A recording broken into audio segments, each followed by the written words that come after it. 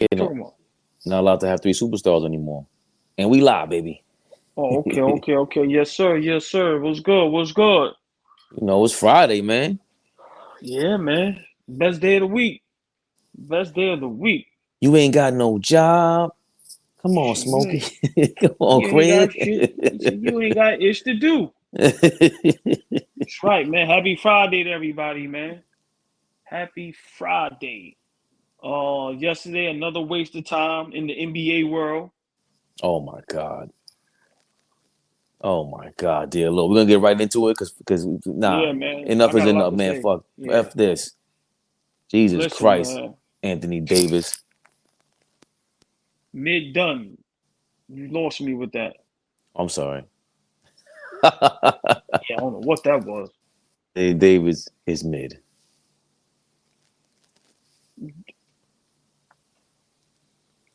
You are mid, Anthony Davis. Man, I'd have put Anthony Davis and I'd have put trash. Listen, man, this is why we was talking a while ago, and I was saying he's not top 10, even fully healthy, because he's not consistent enough.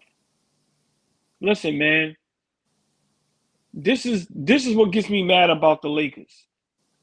How do you come out like that in game one and don't come out like that in game two?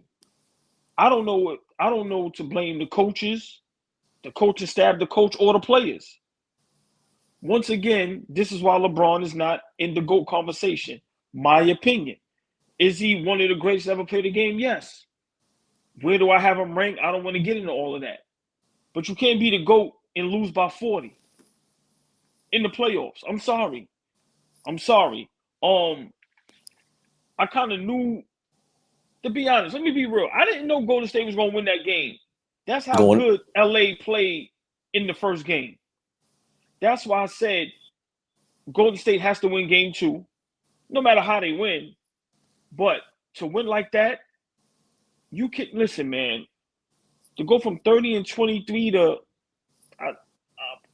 I think Looney had more rebounds than him, and Looney played 20 minutes. I think he had 7 rebounds. Yo, nah, that's You awful, bro. you're the biggest guy on the court. Nah, that's awful. This is why the Lakers is not championship contenders. They got a break in the first round with all the mess and the injuries that Memphis was going through, in the horrific coaching job that head coach in Memphis did. I'm not saying his name. That's how bad he is as a coach. Yeah, I said it. So they kind of skated out of the first round. Now, I don't know what happened in the first game, but last night, horrific. The NBA has to fix that. Listen, as much of an NBA nut I am, I was embarrassed yesterday. Game two, Curry versus LeBron, Lakers versus Golden State, and you get blown out by 40? Listen, man, I don't want to see the Lakers in the championship just because of yesterday. Because what are y'all going to get to the chip, play one good game, and then play a horrific 2-3 games? They can't be consistent. Yeah. LeBron, listen, man, you can't turn it on and off. I'm sorry. Y'all not that good. Big shout out, and I keep telling people, Mama call him Clay, I'ma call him Clay. Top 5 greatest shooting guard all time. I'm the only one that believes that, and he keeps proving it. Yo, he gets the ball, and when it touches him, he lets it go. Listen, man, but what we said the other day also, when you get double digits from Draymond Green, they're a whole different ball game. They're a whole different ball club. So, my opinion, I'm guessing Golden State is 6. I may have to say 7 because you got to give LeBron some type of respect because he is one of the greats. But games like yesterday is why he's not in my GOAT conversation. And games like yesterday is why the Lakers will not win the NBA championship. And it may be the reason why LeBron will never win another ring. Your thoughts? Shout out to I think it's Dave Blees in the building. Bleeze, what up, Bleeze? All ball family. The league, he said Clay is not top 5. I guess he's saying top 5 shooting guards. The league is rigged. Listen, man. That was horrendous behavior, like I said, about Anthony Davis last night. It's a shame. It's a shame that you go out there and you do all that. We talked about it before the game, how Bleezy is saying the league is rigged. I think you were the one who told me beforehand how people were saying, like, yo, Philly got blown out the same way. All of a sudden, LA gets blown out like that. And I get it if this is my job and all of a sudden one day I get one kind of calls, the next day I get different kind of calls, it's not consistent. So it feels rigged. But at the same time, what's also not consistent, all right, the refs can say whatever they want to say, do whatever they want to do. Anthony Davis is not consistent. Like, that's a skill that, once again, we don't talk about at all. At all. And the thing about LeBron is neither is his leadership. Like, you can't one day be, trying to be the best, like, and then just complain. The way he responded after the game, he's always with this up and down nature. And, like, we don't know who the real leader of the Lakers is. We don't, because if it's up to LeBron, he's kind of trying to, like, give it to AD, pause, but that's why it's up in the air. Who's the guy that's going to sit there and hold everyone accountable? Like, I don't really believe in Darvin Ham. Who's getting in them like that? They benched them from the third quarter on. I think Anthony Davis and LeBron was sitting since the third quarter. No, try to get this lead down to 20. Like, they were just done. Anthony Davis is 29 in his early 30s, maybe. Are you kidding me? Can I ask you a question? Who, since the beginning of the season, wasn't a fan of Darvin Ham? You. Definitely AllBall. Now, let me ask you a question. Do you think Darvin Ham can coach this Lakers team to a championship? I don't think it's on him. I really believe it's on Anthony Davis. No. I'm not. Forget the. I'm just saying. If Davis, if Davis is right, if he's motivated, if everyone's in place, yeah. Let me say this here. Put the camera on me. It's only one camera. When they win, Darvin Ham has nothing, absolutely nothing to do with them winning. Nothing at all. I'm sorry. A lot of Lakers. There. But see, here's the thing, though, too. I've never felt an era, maybe it's because we didn't have social media back in the day. There has never been an era where I've seen every single fan base got something to say about their coach. The only one that Golden State, they hate Steve Kerr. These people are just idiots. They really think they could go in there. Shout out to Ricky, is Coach Ricky that Dom loves him on Twitter. He's a lunatic. Fellow gambler Hall of Fame. Right. Fellow gambler Hall of Fame out there. I think he's in Vegas. But I think he played basketball and everything. But he hears the Golden State fans. You have all these fake fans that came out of nowhere trying to break the game down. He's like, bro, if I'm not mistaken, he was coached by Lute Olson in college, Phil Jackson, Popovich. He played with Tim Duncan, Michael Jordan, Scottie Pippen. You know more than that guy? Draymond Green last night. Shout out Draymond Green. Like you said, turned up. Somebody in the video room, one of the assistants told him, like, yo, bro, you don't even look like yourself in game one. Draymond Green came out last night and said, shout out to Steve Kerr. I want to make it very clear. The same way they say losers rub off on you, so do winners. When you talk about praise for a coach, how come y'all don't mention him with Bill Russell, he said. And at first you go, all right, Draymond. But then you think about it. Yo, he got 9 rings. He got 9 rings. He said that's not an accident. So going back to Anthony Davis, there's a reason why you're not winning.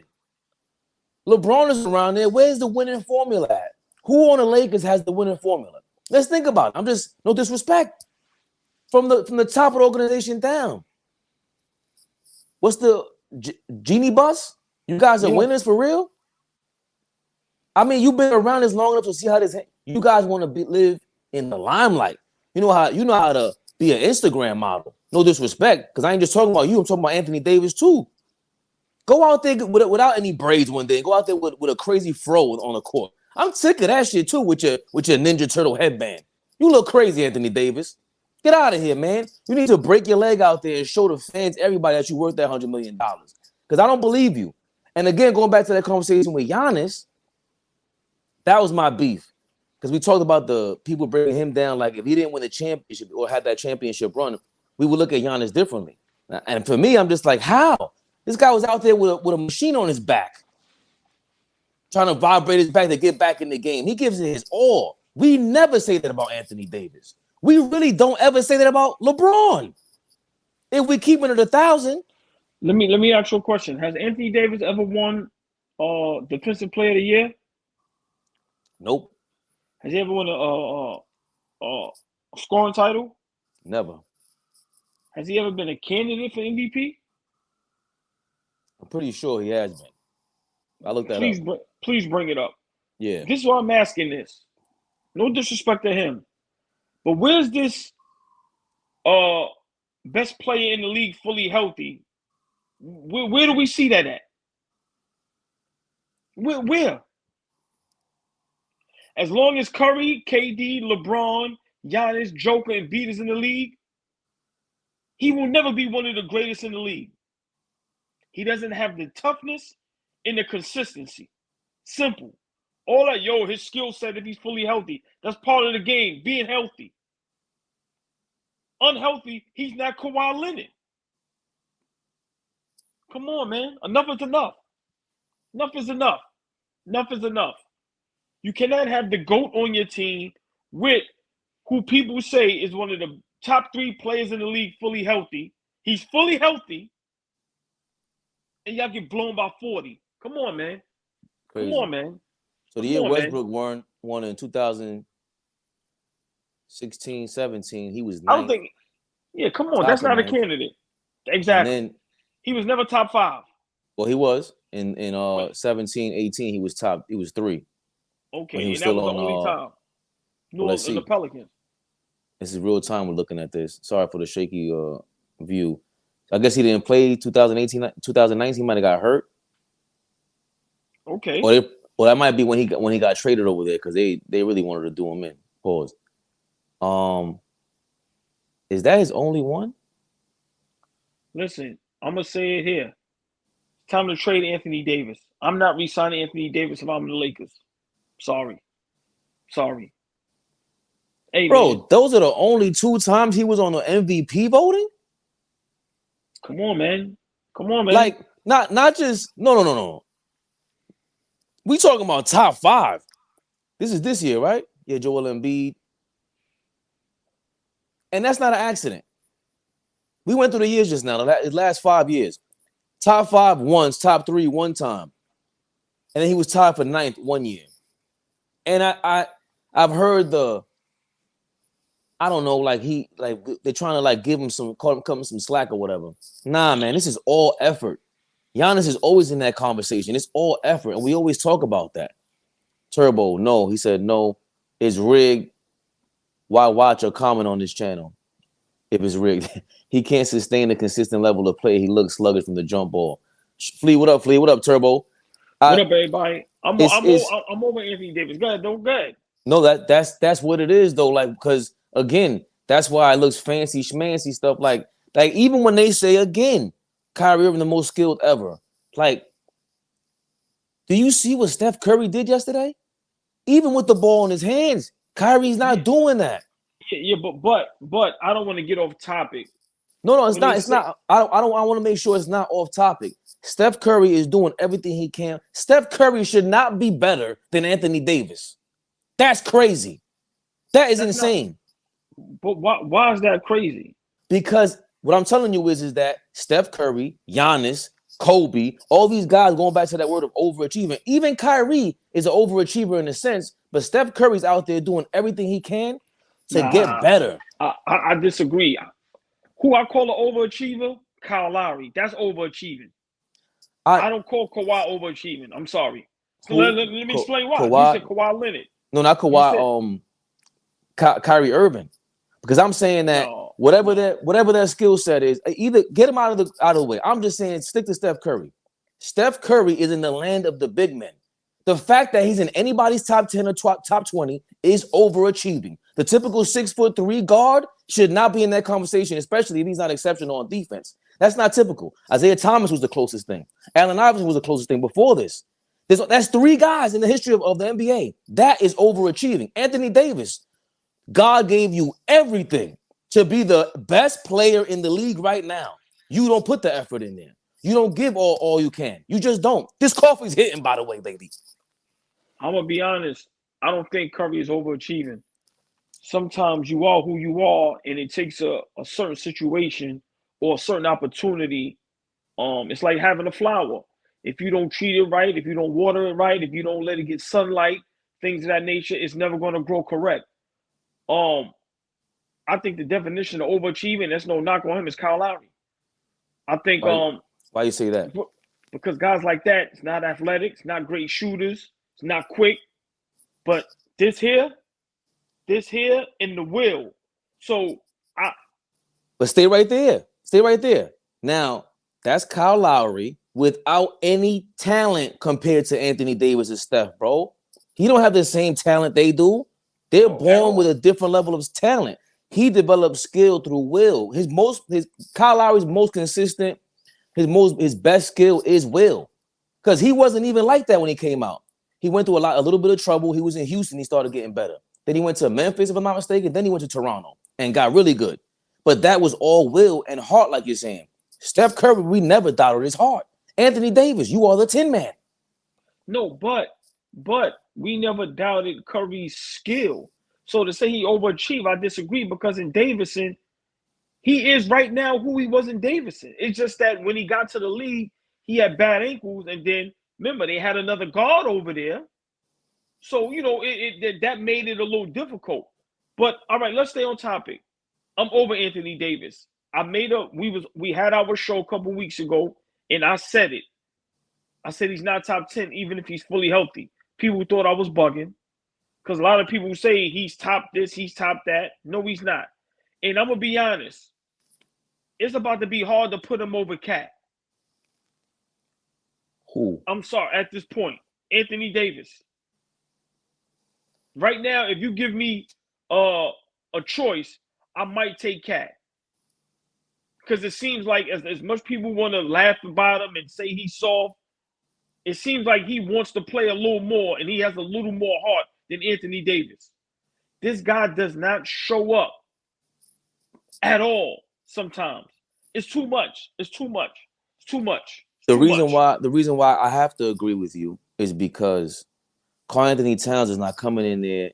Let's say you trade for them, we're not saying he's going to be an MVP candidate. We're saying we know what he is, and he's showing up every day, and we might as well go get Karl Anthony Towns and whoever else is around, whatever else. Hold on, but he may have a chance to be an MVP candidate if he play next to LeBron.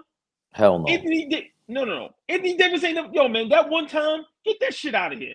He ain't never been. Listen, he ain't never been close to being Defensive Player of the Year. He ain't got no type of accolades. He ain't even got. Sometimes you could be like top 2, 3. He's none of that. He's none of that. Get rid of him. Get rid of him. They lucked up in the bubble. I respect the ring, but they lucked up.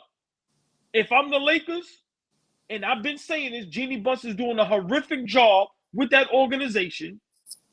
I'm getting rid of Anthony Davis. I'm trading Anthony Davis. Bye, Felicia. I can't say they're doing a horrific job when they did what they had to do at that trade deadline. That's what everybody else, even LeBron. The reason why I think they're gonna lose the series is because this is LeBron. This is the LeBron game with it. He had one of those against Memphis.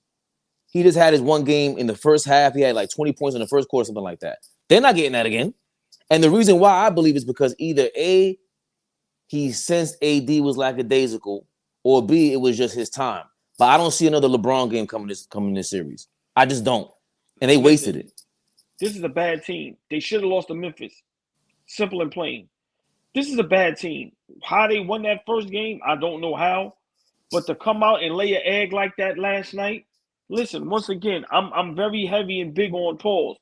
You cannot have the GOAT. You cannot have a top 2, 3 talent on your team and get blown out by 40. Where the biggest guy on the opposing team is 6'9". I'm sorry. That's why I don't want to let them off the hook and say it's a bad team. It is not a bad team. You got a guy in Vanderbilt who should have been pushing up on Steph Curry the whole time full court like you did game 1. You got and forget everybody. You can say not that good. Okay, you can say that, but his role is to play defense like that shooter to come in there and to have 2, 3 different guys rotating on Steph Curry.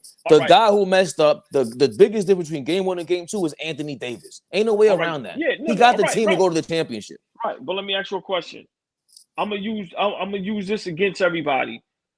You know how the other day we was talking about, I forgot what team. Oh, we talking about Golden State and Mel and them. Remember, I'm like, yo, do sometimes coaches depend on the older guys too much and they don't let the young guys get no play. And remember, they was like, yo, what do you expect them to do? Remember, when we talk about Draymond, what do you expect Draymond to do? So let's use that with LA. What do we expect Vanderbilt and Beasley and these dudes to do? All jokes aside, hold on. What do we expect them to do? It's not a good team. It's just not. Lakers is not a good team. No, you can't say that when they got Russell Westbrook, the first thing we said was, yo, he doesn't fit with them. That makes no sense. Okay. Everybody agreed to that. So that's a bad team because it's a bad fit. That's like once you do that whole superstar thing, that doesn't mean it's a good team. Once they got rid of him and you got complementary players, they complement AD. Right, but besides Hachimura, besides him, who actually you can tell has an upside. I ain't trying to be funny. Some other dudes ain't all that good, man.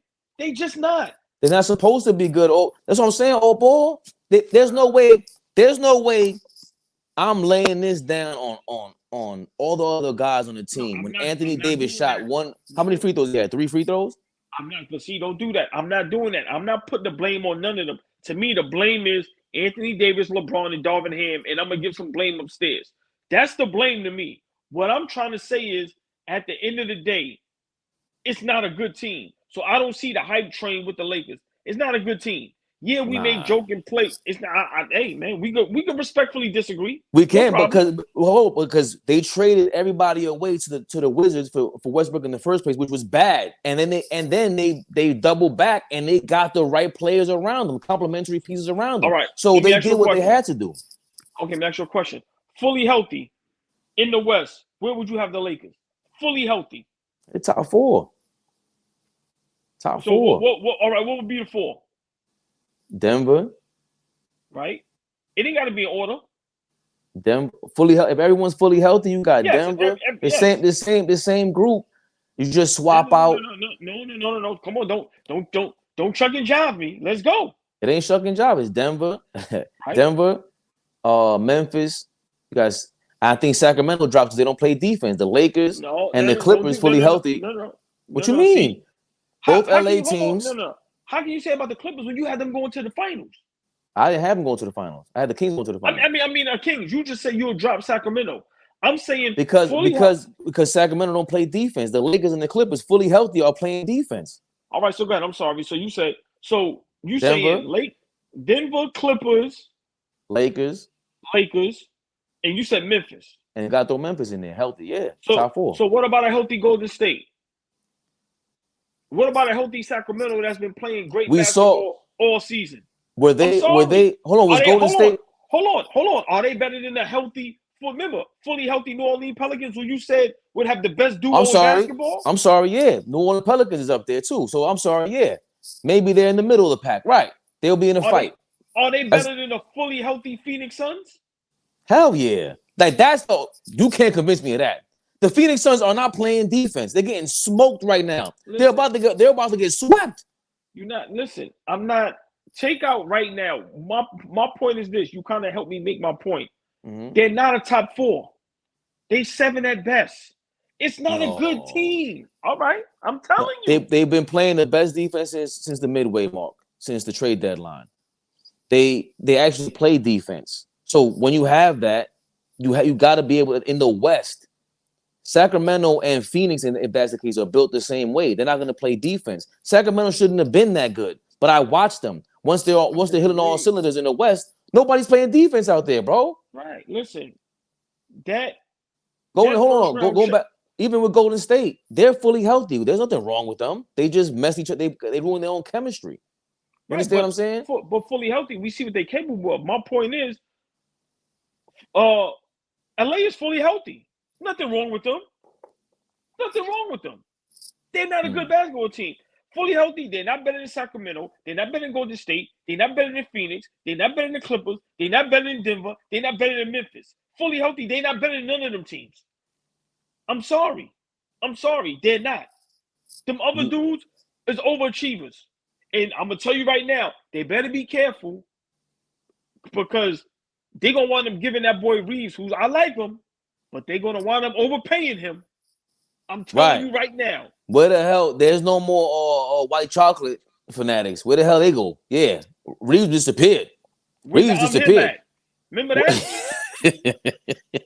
That's a good point. I was trying to fight back with you, but a healthy Pelicans, like a healthy Golden State and the Lakers are basically the same. Pelicans in that. Yeah, that's what I'm trying to tell you. Healthy Pelicans and Clippers are definitely better. Because my point is, no matter how healthy the Lakers are, they're inconsistent. LeBron is older. Yeah. Like I said, them other guys is good, but remember, they in positions that they don't belong in. Them guys ain't starters. That's all I'm saying. It's not a good team. I'm sorry, but it doesn't take away that terrible performance from last night. Anthony Davis and LeBron James should be the best duo in basketball. It should be clear cut. If one is considerably the GOAT, and then you have one that people say is talent, his talent is number one in the league. No. So that was Z. Zach said if it's rigged, why watch or comment on his channel? Zach is going crazy as usual. He can't sustain a consistent level of play. He looks sluggish from the jump ball. I agree. He can't go from. But I'm tired of that excuse. I don't care. Y'all guys is athletes. Y'all guys have access to the best of everything. I don't want. There's no excuse. But we gotta be careful. That's what I'm saying. Oh boy, we gotta be careful with the mindset, man. Right. So again, going back to why Steph Curry is an overachiever, that consistency is what takes you to another level. No, he was not. I'm just saying. I don't agree with you with that. I'm sorry. That's fine. So what is Anthony Davis? Over, under, or he achieved exactly what he was supposed to? No. Anthony Davis is a great player that, to my opinion, doesn't have the mindset, the will, and the heart to do it on a consistent basis. So three options. Did he overachieve, just achieve, or he underachieved?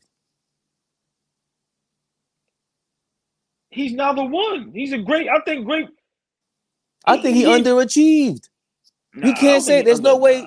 Bro, he's supposed to be an MVP candidate every year, top 5, bar none. He's not supposed to be out of the MVP conversation.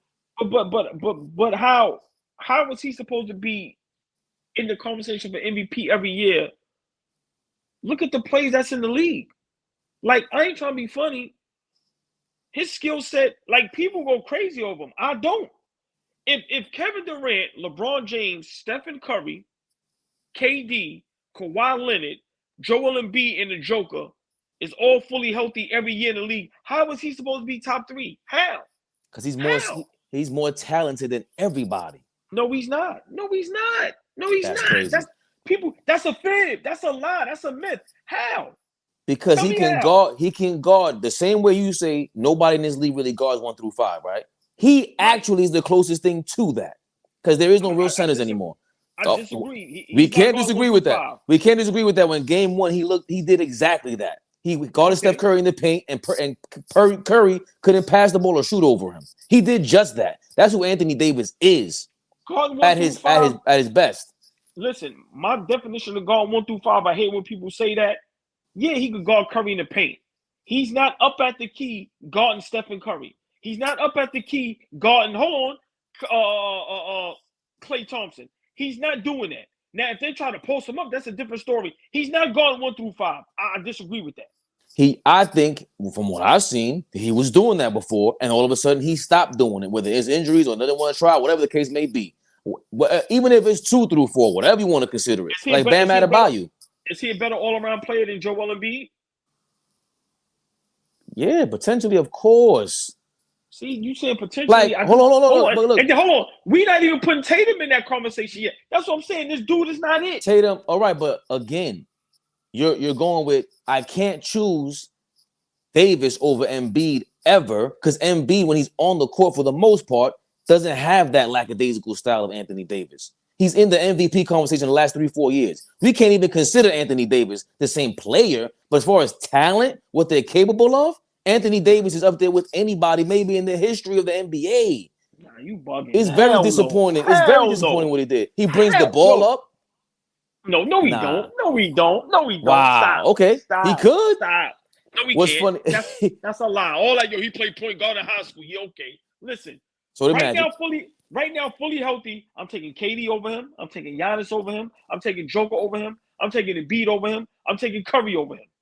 He's not top 10 fully healthy right now. Nobody wants him. We don't. But I'm telling you, fully healthy, those in Kawhi Leonard, those 6, I'm taking over him. So let me ask you a different way. If before their careers go on and we know anything about their careers, and you see all of them lined up at 19 years old, right? Who do you think you're taking? You ain't taking a 19-year-old Giannis. Yes, I You're am. Not. Yes, I Bro, am. no, you're not. He that, wasn't bro. that good. Bro, you can do that all you want. I'm not taking Anthony Davis. I'm taking Stephen Curry over him. I'm taking Kawhi Leonard over him. I'm taking KD over him. I'm taking LeBron over him. What are we talking about here? I'm taking Joel Embiid over him. Yes, I am. At 19, Now, Kawhi wasn't that good. You may have the point with Giannis. No. What do you mean? Kawhi was good in college. What are you talking about? He was not that good at 19 years old. He was not as good as Anthony Davis. Anthony Davis was okay, man. Come on, yo, listen. He was the biggest guy in college. Okay, well, for whatever reason, he's at. I'm saying, go on, just straight potential. That's what's so disappointing about Anthony Davis. Listen, of course, I like him. Listen, I never seen what everybody else seen. Okay. I've been consistent with my argument. I've never was a big Anthony Davis guy. I'm sorry. He's a good player. He's a good player. He may go down as one of the greats. Yeah, I'm not going to deny that. But I just never was an Anthony Davis guy because remember, I always play devil's advocate. Guys go berserk over some players. I don't see it. And last night proves my point. Right. 1,000%. Proves my point. Right. He's going to be a forgotten about dude. Like he's not going. You can't mention him with Tim Duncan and these guys anymore. Like maybe more Chris Webber-ish. You can't even mention them with them. I'm sorry. Them dudes was in battles. He ain't been in no battle. Like them dudes was in battles for series for years. Like them dudes had real beef and foes on the court for years. That Sacramento LA thing for years was a thing. Yeah. Them dudes was going at it. The real West. Anthony Davis ain't do that. You can't go from 23 rebounds to 7. It's unacceptable. What's funny is he looked the same in game 1 than game 2. He just made shots in game 1. No, he did not, Z. Hell no. Yeah, he looked totally different. Listen, he went to the free throw line 3 times. He only shot 11 field goals, and he only had 7 rebounds. 7 rebounds is crazy. 7 rebounds is crazy. Kyle Lowry not an overachiever. He didn't start showing up in the playoffs till they traded his best friend. Okay. Kyle is okay. Let's not overblow who Lowry is. I mean, that's not what the point is, Fleet. No. He's an overachiever to me. I'm sorry. Yeah, I respect. He's an overachiever. Yeah, he's not supposed to. He's not supposed to be in any top 10 conversation like that. Like from the 2010s. Nah. Kyle Lowry don't even supposed to be in no type of discussion with anything. He was supposed to be a factor on the court. He's a factor on the court at his age. OG is so temperamental. You're not taking Cat over AD. Stop it. Today, we're talking about today, right now. You missing what he's saying. You might as well have Cat if he can't play. Right. That's my point. Yeah. Thank you, Zach. Hey, Flea, I'm talking right now. I'm not talking about for a career. I'm not talking about, I know who got the better skill set. I'm saying right now, it's a lot of players I'm taking over Anthony Davis. In favor, tell you, I've been consistent on my opinion of Anthony Davis. Would I want him on my team? Maybe. Would I want him as my number 1 and number 2 option? Hell to the no. Hell to the no. Z said they were playing for a reason. I mean, Cat was also gone for 3 months. It's real why I play. This is why the Lakers, this is why so bad LeBron wants Kyrie or Dame Lillard to go over there. That slides your man over to the 3rd option, which he probably be comfortable with, and there's no pressure on him. Come on, man. I'm trying to tell you. Yeah, which we're going to touch on that in a second, and hopefully Zach and Flea jump in. We're going to see how it's harder to actually get that unless they take way less money and dress themselves as some 5th option because they're trying to get rid of the super teams. Listen, man, trade AD, get you a point guard over there to play with LeBron. LeBron got about 2 to 3 good years left in him. You build the right team around him, how they did Miami and Cleveland. He has to get a 3-and-D guy with him that understands that their superstardom is going to have to diminish. AD still is that guy, whether we want to believe it or not. So he's still going to be a number 1 and number 2 on the team. That's not going to work for them. That's why it's not working. If AD is not going to be willing to do what Chris Bosh and Kevin Love did, and remember, they don't have that dynamic guard like a Kyrie, they're not going to win. He can't. We can't expect him to be Chris Bosh or Kevin Love. Nah, no. That's the problem. That he hold on. That is the problem. That he is playing like Chris Bosh and Kevin Love. You're not the third option. You're the number one option on offense and defense. It's a heavy weight to carry, but that's what your skill set or your talent was capable of. But you're not playing to that. Yeah, they believe it's rigged. Why play that like the? It's rigged. Why play like that game 1 and not game 2 and then lose by 27 points? Nothing about the league is rigged. You guys are going back and forth about this rig shit. Vanderbilt has topic. Hey, let them talk about that in the comments, man. We good over here. That's his opinion. You know how we do over here. Hey, man, that's people's opinion. He got a right to his opinion. That's true. And sometimes I feel the same way. Like, well, come Boston on, man. versus Boston, Philly. Let's go. How do we feel about this? Yeah. I feel the same way. You cannot have the MVP, who everybody said is the most dominant player in the league. We are going to have to agree the best player in the league this year. He got the MVP. You have James Harden, who had a historic game 1, who went back in the hands of time and helped y'all understood who he was. And then that second game, you get blown off the floor like that. Doc Rivers, horrific coaching job. Embiid shouldn't have played. Simple and plain. That team has a very big problem on their hands. They also have players that's inconsistent. Tobias Harris.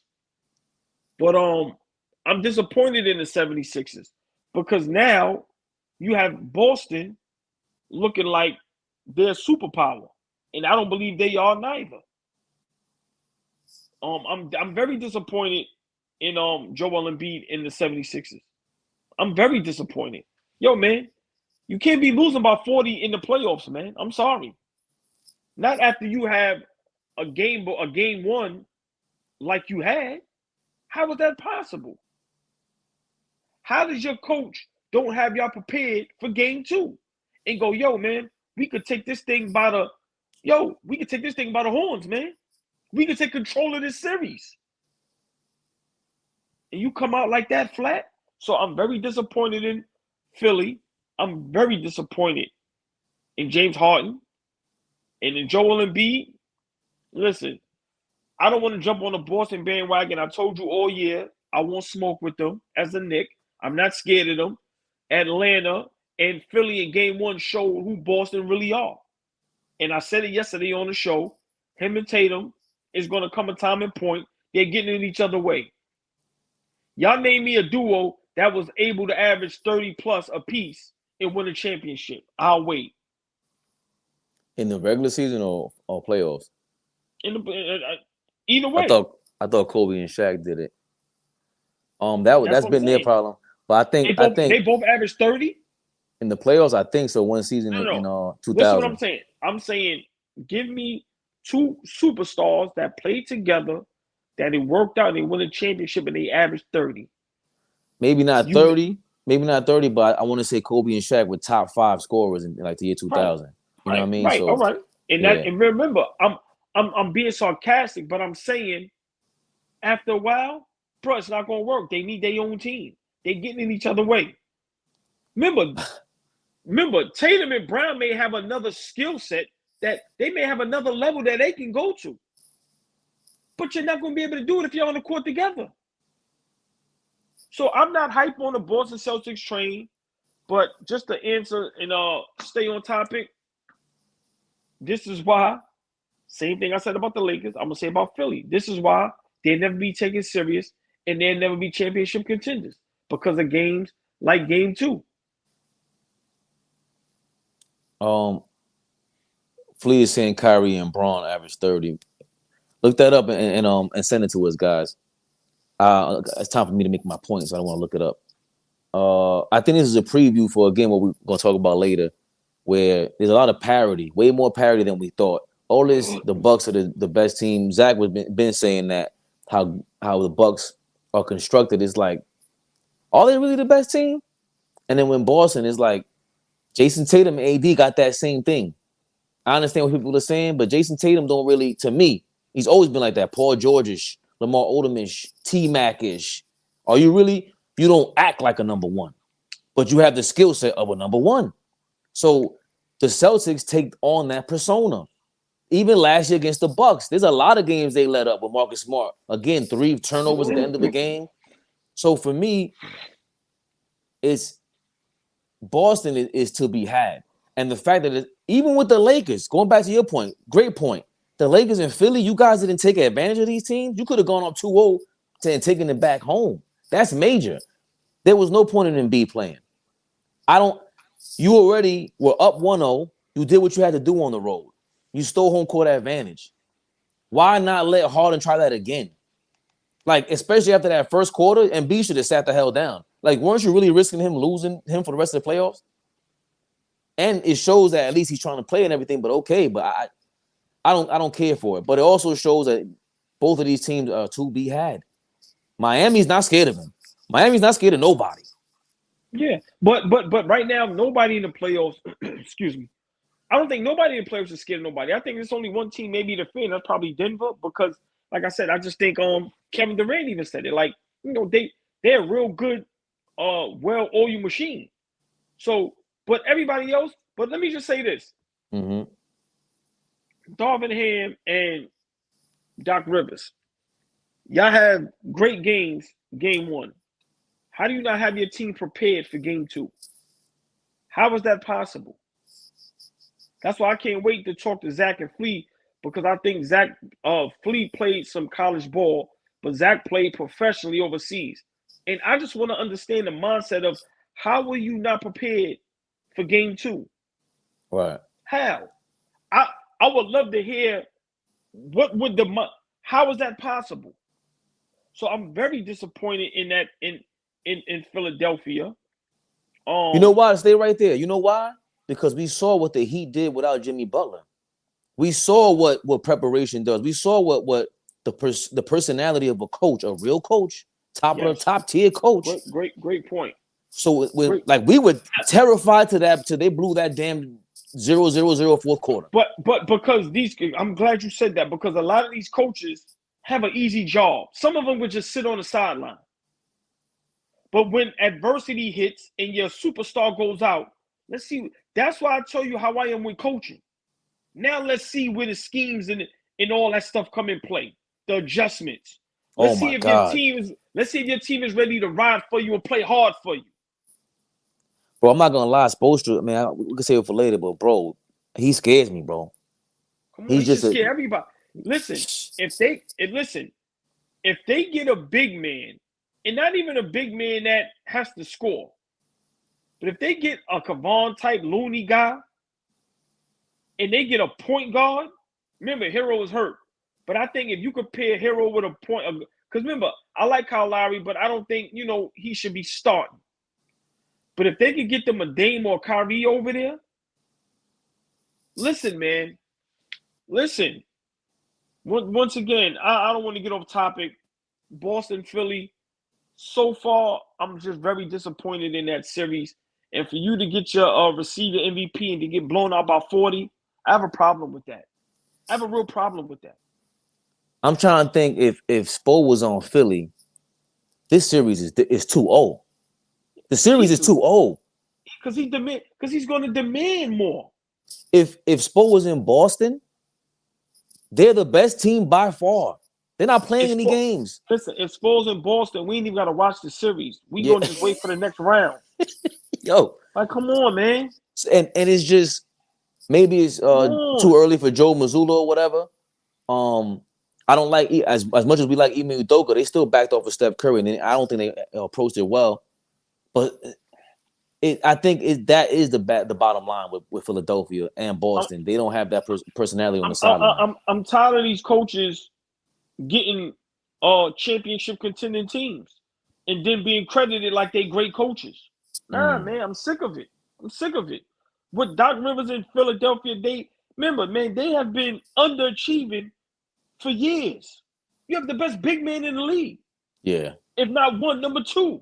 Like, come on, man. You got James Harden, who still got game. You got Tobias Harris, 6'8", 6'9". Maxey, great kid. Like, nah, come on, man. I don't want to hear it. Then y'all picked up PJ Tucker. We know what he's good for. Like, it's no excuse no more. You shouldn't be getting blown out by 40. No. Y'all got the experience. You got the all-stars. You got the superstars. You got the quote-unquote great head coach. Come on. Prove it on the floor. Come on, man. They feeling us about the Oh, y'all got people staying up, risking being late for work the next morning and all that shit. Come on. Zach, that's you? That's me, man. I'm at work. It's a different day today, but I'm going to do my best because y'all got some good topics going. How's everybody doing? I hope everybody doing good, man. We good, man. Good. We good over here. No, Bougie, Fabe, Zach, Turbo. What's good, y'all? What's good, everybody? What's good? Yeah. I'm a little on 10, and I don't even drink coffee and do no type of nothing. Hold on, I'm gonna let y'all have a floor. I just want to say this. I get aggravated because I'm a real basketball nut. So sometimes if you got to stay up 12, 1 in the morning, but you got to be to work 4 or 5 in the morning, and these games is blowouts and irrelevant, you can't wait to talk about this ish. But man, I just hope y'all doing well. But yeah, wherever y'all want to go and start from, let's get it going, man. Yo. Please in the building. Please, what up, baby? So Man, let me say this, man. What I meant was that AD played the same. And that, remember, Flea, when I was laughing when Mel was going crazy? Yeah. We were still like Warriors in 6. I didn't know AD had 30 watching that game. I didn't feel like he put his stamp on the game like everybody was trying to make it out to be. It's just that he's been so inconsistent. When he does give us that, everybody goes crazy and jump head first out the window. Last night, he got the same shots he got in game 1. Same shots. He just didn't make any of them. And then to your point, AllBall, he wasn't aggressive the rest of the game. Especially when Golden State made that small tweak. I don't know if people noticed it. They changed their coverage a little bit on the pick and roll and made sure Draymond or whoever was rolling in the guard was a little bit closer so they can't throw that pocket pass no more. And then once they did that, it was kind of lights out. But to me, the Lakers didn't really look any different. The Warriors didn't really look any different. They just made shots because Darvin Ham, Budenholzer tree, they want to play this drop coverage. I don't know why against the Warriors, but they believe in the drop coverage. And then shouts out to Steve Kerr making the adjustment with Jermichael Green coming in. I think that was kind of a chess move, not starting Looney and saying he was sick and all that. Maybe he was. I don't know. I just think it was he a wasn't chess sick. move. Yes. Because you got to guard him now on the perimeter. And then lastly, I think he had a conversation with Steph. I think they looked at the iPad, the film, and said, if you're open, of course, shoot it. But if they're going to blitz you like that, these are the reads you should be looking to make. And that was the game right there. I don't think it was, in my opinion, no different than game 1. They just made some tweaks, put your Michael Green in, and made some shots. It wasn't that deep to me, personally. Hold on, Flea. I want you to go next. But hold on, just real quick. Remember, Flea, this is how smart we were talking about coaching, right? With Steve Kerr. Remember, it's hard to explain to the public, us, and to the sports world that you're going to tell a guy to come off the bench. He just had 10 and 23. So how you freak it? Remember, Kevon Looney going to go with the program. Good young man. How you going to freak it? Yo, he ain't feeling good. Right. You understand what I'm saying? Right. Great point. It's chess. It's chess. I'm gonna piggyback off of Zach and just the point he was making. It was a subtle adjustment, right? It wasn't one of those, we bring you in, we got to go through the adjustments and shoot around, and we got to really implement a big adjustment. I think Steve Kerr figured out what the Lakers are doing. I think that who Anthony Davis is and who LeBron James is at this point in his career, they can't sustain the high level of play that it's going to take to beat Golden State. Now, they played at a high level against Memphis, but I don't think that the level of play that they have to play at to play against this team that has so much firepower, they're not going to be able to sustain that for 5 straight games, right? For 6 games, 7 games, whatever the series goes, right? 4 straight games. Right. There's going to be games like last night where Braun comes out in the first quarter and he's blowing me away. I'm like, Jesus Christ, this guy looks amazing, right? This is going to be a tough game. But by halftime, they was down 10. Everybody knows that third quarter, the Golden State Warriors are known for that third quarter blitz. They're going to Historic and legendary, yes. Right. They're going to blitz you. They're going to do their best to try to get you out of here. And they did exactly that. They got him out of there. I hope y'all noticed the lineup that started for the Lakers in the fourth quarter. Darvin Ham just said, oh, we're not even going to try to get back in this game. This game is over. Lastly, I'm going to just end with this. I'm going to let everybody go. It's disappointing for Anthony Davis to come back after a game like game one, right? You can't, for me, I'm not looking for you to duplicate 30 and 23 again. I'm not looking for that. But I'm also not looking for you to shorthand. Like Zach said, he got all the same looks. He absolutely did. But a lot of them was shorthanded. They was hitting the front rim. It just, the looks were the same looks, but I just don't feel like he was as aggressive as he was in game one. And so now the lack of aggression, you're not going to hit the shots that you was making, that, you know, those tough floaters that he takes sometimes, those baseline jump shots that he takes falling away from the rim. Those things wasn't falling. And if they're not hitting shots against a team that is going to hit shots at some point, they'll get the Lakers out of here. I know I said Lakers in 7, but game to game, it's the playoffs. It's adjustments. And hey, AllBall, real quick. Kerr figured it out. Just real quick. Now, let everybody rock. You jogged my memory because I wanted to give y'all a good example of coaching, right? Okay. So what Kerr and them probably did, Spo probably does this. You have a series of actions that you run in your offense. And then depending on what defense you see, those are the actions you're going to run more. I'm pretty sure whether it's Spo or Kerr, they be like, hey, the Lakers are going to do this. Make sure we run action. Let's put a letter on it. Let's run action B. We want to see more of action B, and then let's see how they react to that. To your point, AllBall, the good to great coaches do that. But the other coaches, they don't necessarily have that in their bag. So what they do is they try to stick to the same game plan and say it's going to work because they don't have, when we see this look, we're going to run this in their bag. And that's they don't want to best way. admit that, Zach, because of the pride of a coach. They don't want to admit that. So I just wanted to add that real quick because I think that's important. And like when you talk coaching, that's what you're saying. When do they have reads and things to go to when they see different things? The good teams do. The average to below average don't. Dimples, what up, Dimples? What the fuck going on, baby? Like, you was smiling from ear to ear 2 nights ago, gang. Hold on, they said Kevon Looney not sick. They said you sick. You all right over there, man? Nah, it is what it is. I thought Lakers was in 6. Might be Lakers in 7 now. Adjustments. It was impressive, but I don't know if it was planned or not because they said Looney was sick. Was he sick or was he not? Green doesn't matter. No, I'm saying it does matter because if Looney play, AD still go crazy. If Looney's play, AD still go crazy. With Green, LeBron didn't want to go out the Green.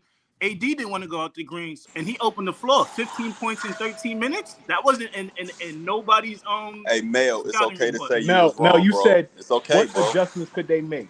You asked that question last. You said what could they possibly do? Right, and they didn't do nothing different besides that, and that was a mistake because he was sick. I ain't gonna lie, bro. Lakers might be in 5, bro. Lakers or Warriors? Lakers in 5, bro. Lakers winning in 5? Lakers in 5.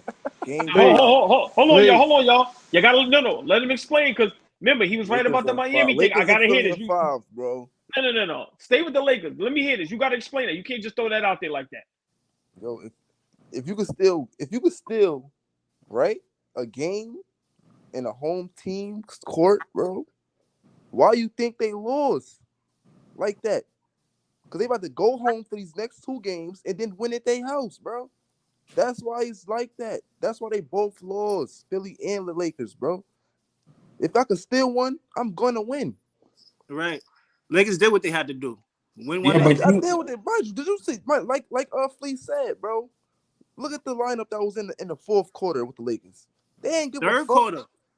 They ain't give a fuck, bro. Because why? They stopped playing third quarter. They played Braun and They played Braun and AD a little bit of the third, sat them niggas down and packed it up in the third quarter. Come on, bro. Like Think about that, halftime bro. in the third quarter, 6 minutes in the third, they packed it up. Like, think about that, bro. It's the playoffs. You really think we're gonna play like that? No, No.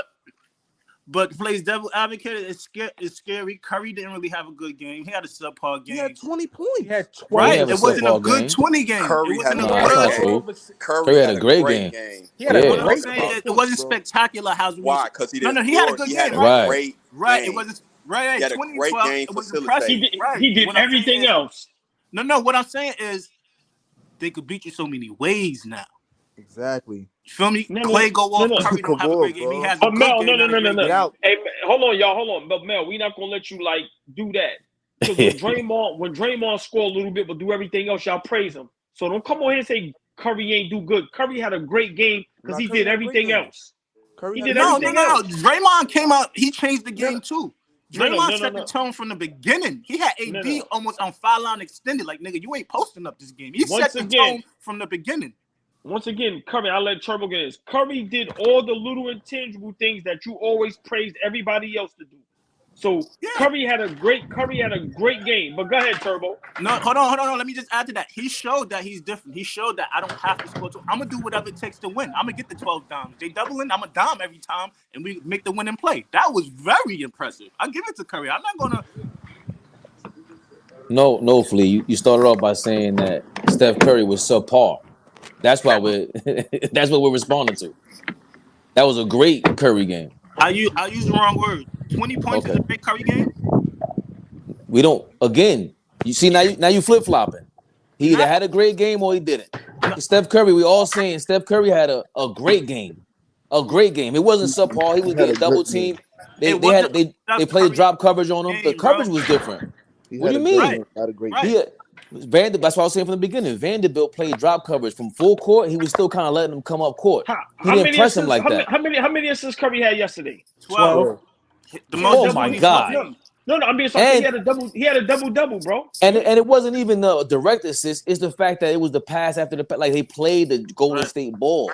That's what it was. He had Like, 12. He had 12 assists and probably like 10 hockey assists. like you can't beat that. Right. Like once they're rolling like that, that's not a subpar game. That's not an okay My Steph bad. game. I used the wrong choice of words. My bad. Andy was in foul trouble, but let Turbo go ahead, Turbo. Wait, hold My on. bad, hold on. Hold on. Can I add to that? I just want to add to this. So now, I hear people talking about he's not top 5, he's not top 10, he's not a point guard. We seen him get 10 assists, 12 assists when he needed it.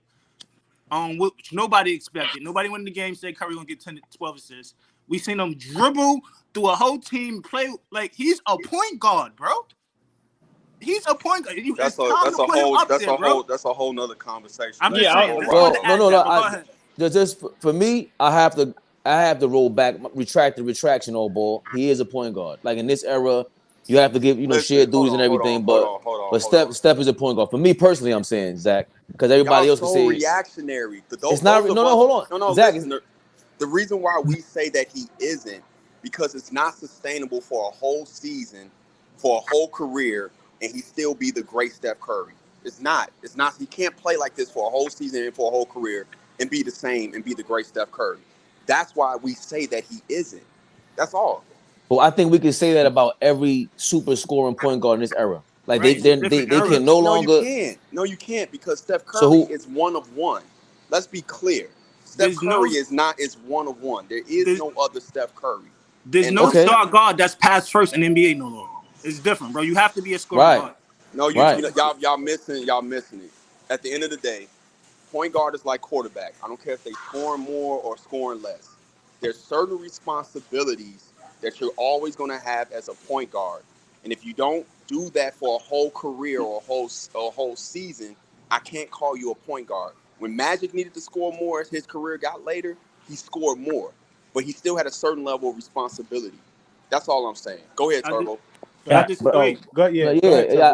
hold on, but I still feel like Steph Curry has the responsibility now, and he has to share. Like he's taking that on. Right. It's time to be a point guard. You're not answering my question. Could he be the great Steph Curry and have the same workload as Stockton, Isaiah, and Magic, and still be the great Steph Curry? It's different. If you think NBA is so, not you're like bugging. that. Hold on. Let me finish the question.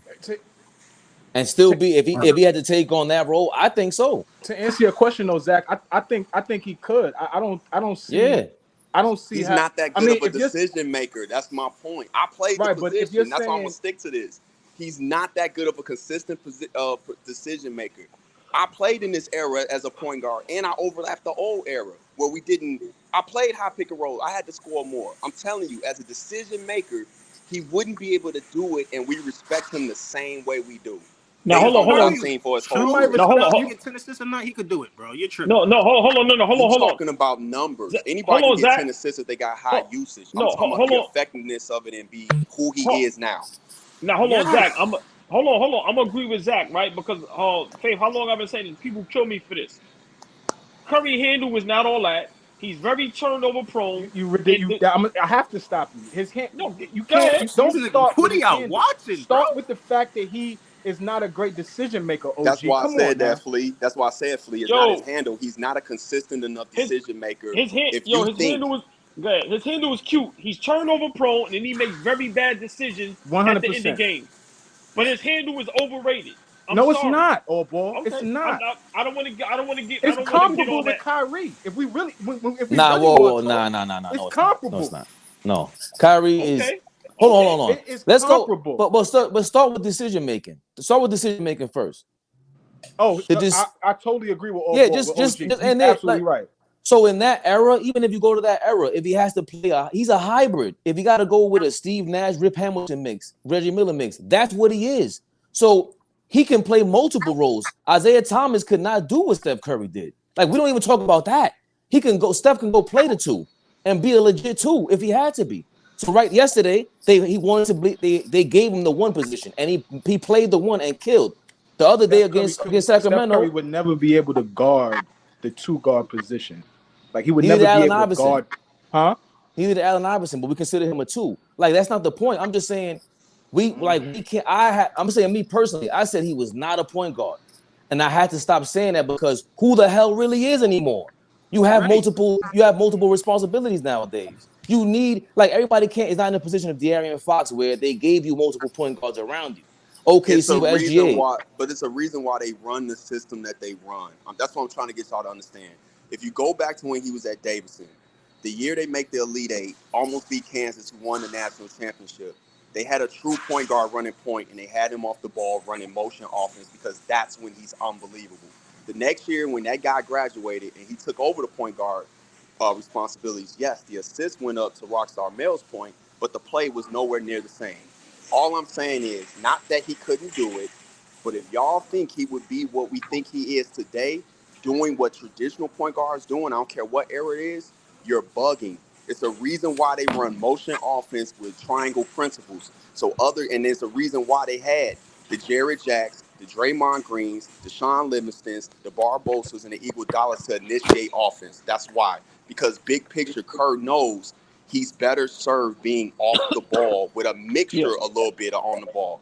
But he's great not the point. same as those other guys. And that's why I lean on, I played the position, so I've seen it. We wouldn't call him the great Steph Curry if he played point guard like he did last night for a whole season for his whole career. You just wouldn't. We have a big enough sample size to say that now. He's best off the ball. Because that's not his best asset. Of course we're not going to say that. We don't need him to dime 10 times when he's the best shooter in the world. You keep talking about assists. I'm talking about style of play. You keep talking Me about too. numbers. Any style of play, that's not his best attribute, so we don't need him doing that. Where to Stockton, that's his best attribute. But that wasn't the argument. Right. The argument y'all were trying to tell me that he could do it, and I'm telling I you, think he couldn't. Let me Right. ask y'all. Let me ask all That's y'all like a question. saying Ja Morant don't attack the basket, try to dime niggas more. No, that's not what you do the best, bro. But let me ask Actually, that is what he does the best. No, it's not, bro. He gets to the basket can't. at will. That's what he does the best. He does not Yep. pass the basketball the best. I totally You agree. didn't watch him in college, then. You didn't watch him in college. Let me ask a question for the panel, though. Go ahead. If he was your prototypical point guard doing the duties of a point guard, right? And this is really more directed at Zach. You wouldn't be impressed. You still wouldn't be impressed with who he is? Like what? I would be impressed, Flea, but what I'm saying is people make this argument. And what I'm trying to say is okay. I'm not saying he can't do it. What I'm saying is he wouldn't be what he is now. He wouldn't be an all-time great. Okay, I guess that's my question. What would he be? Probably Mark Price. Oh, Yo. Okay, and Mark Price was great. To be honest, Mark Price was great. He was great at the position. They But I could have think- probably won a championship at So least hold one on. if he was healthy. Let me ask you a question. No, stay there because I love this. Because all y'all making great points, and I like that Flea answer asked that question. That was a good response, Zach. So let me ask you a question. Give me a player step above Mark Price? Could we go Tim Hardaway? I think Mark Price was better than Tim Hardaway. Just that Tim was more flashier. So that's what we tend to flock. And I'm a Chicago guy. And Zach a Chicago guy, so he know. But Tim never shot the ball nowhere near the way Mark could shoot it, the way Steph could shoot it. The list could go on. Now when he came to the league, but eventually he got really good. And Mark Price invented yeah. to split the pick and roll. He Right. was the first person to Yeah. split That's the a pick and fact. roll That's off a the fact. dribble.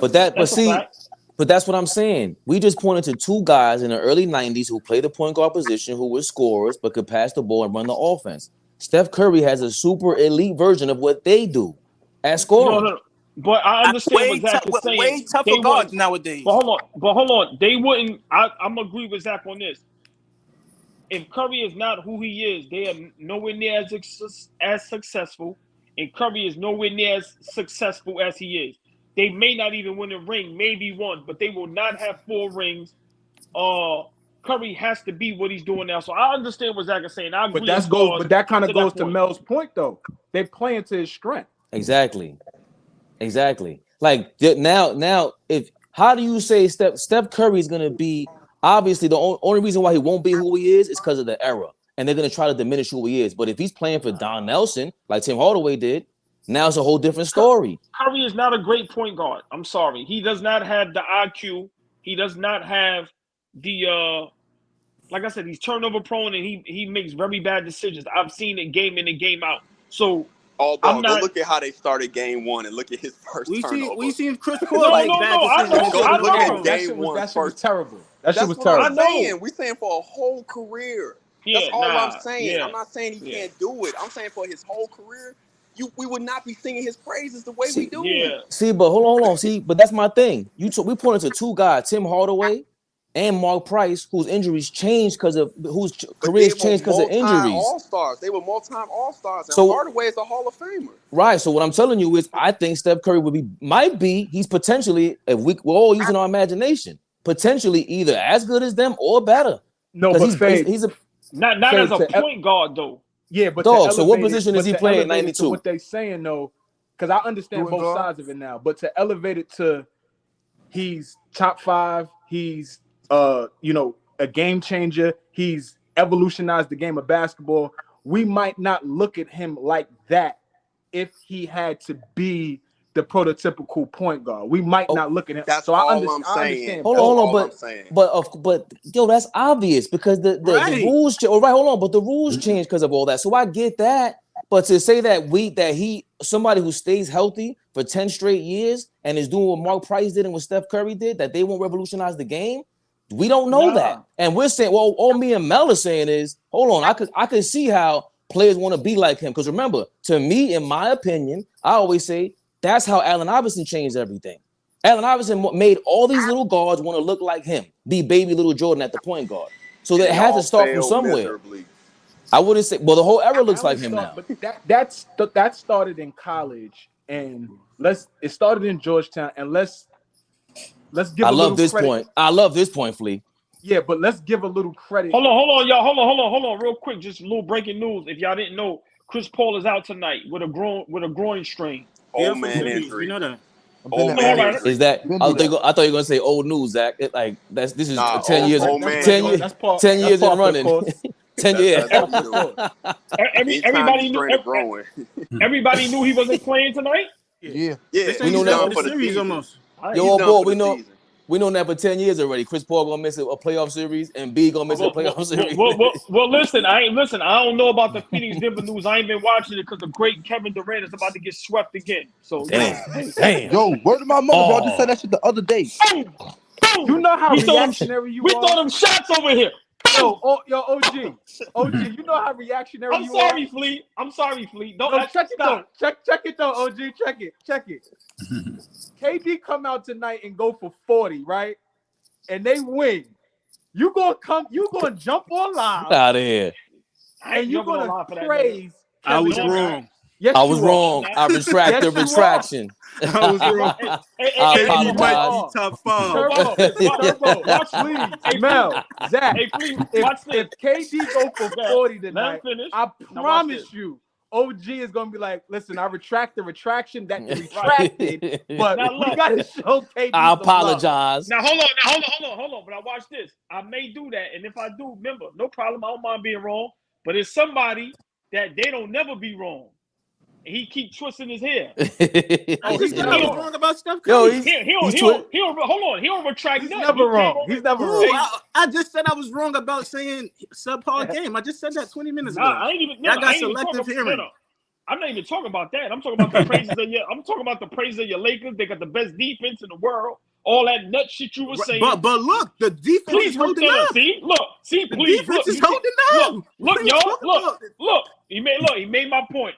He ain't retract nothing. So at least I'll retract. You mean the worst? You know, Mel not the walking defense was nothing bad back. last night. The first 2 quarters. Next topic, man. Come on, man. Let's stay on KD topic. Let's stay on KD. Right? No, yeah, that's the a one. beautiful That's the one. segue. Yeah, good segue. Good segue. Let's get it. Good segue. Is it time to? Well, I don't like saying people.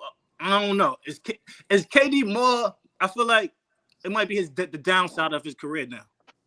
He That's swept the Mike. last year. He Let ain't Turbo been in answer. the playoffs in a couple of years. He's been getting hurt more every year. He's had a history to get hurt, but he's getting older. What is he? 35. Haven't made it past the second round in a long time.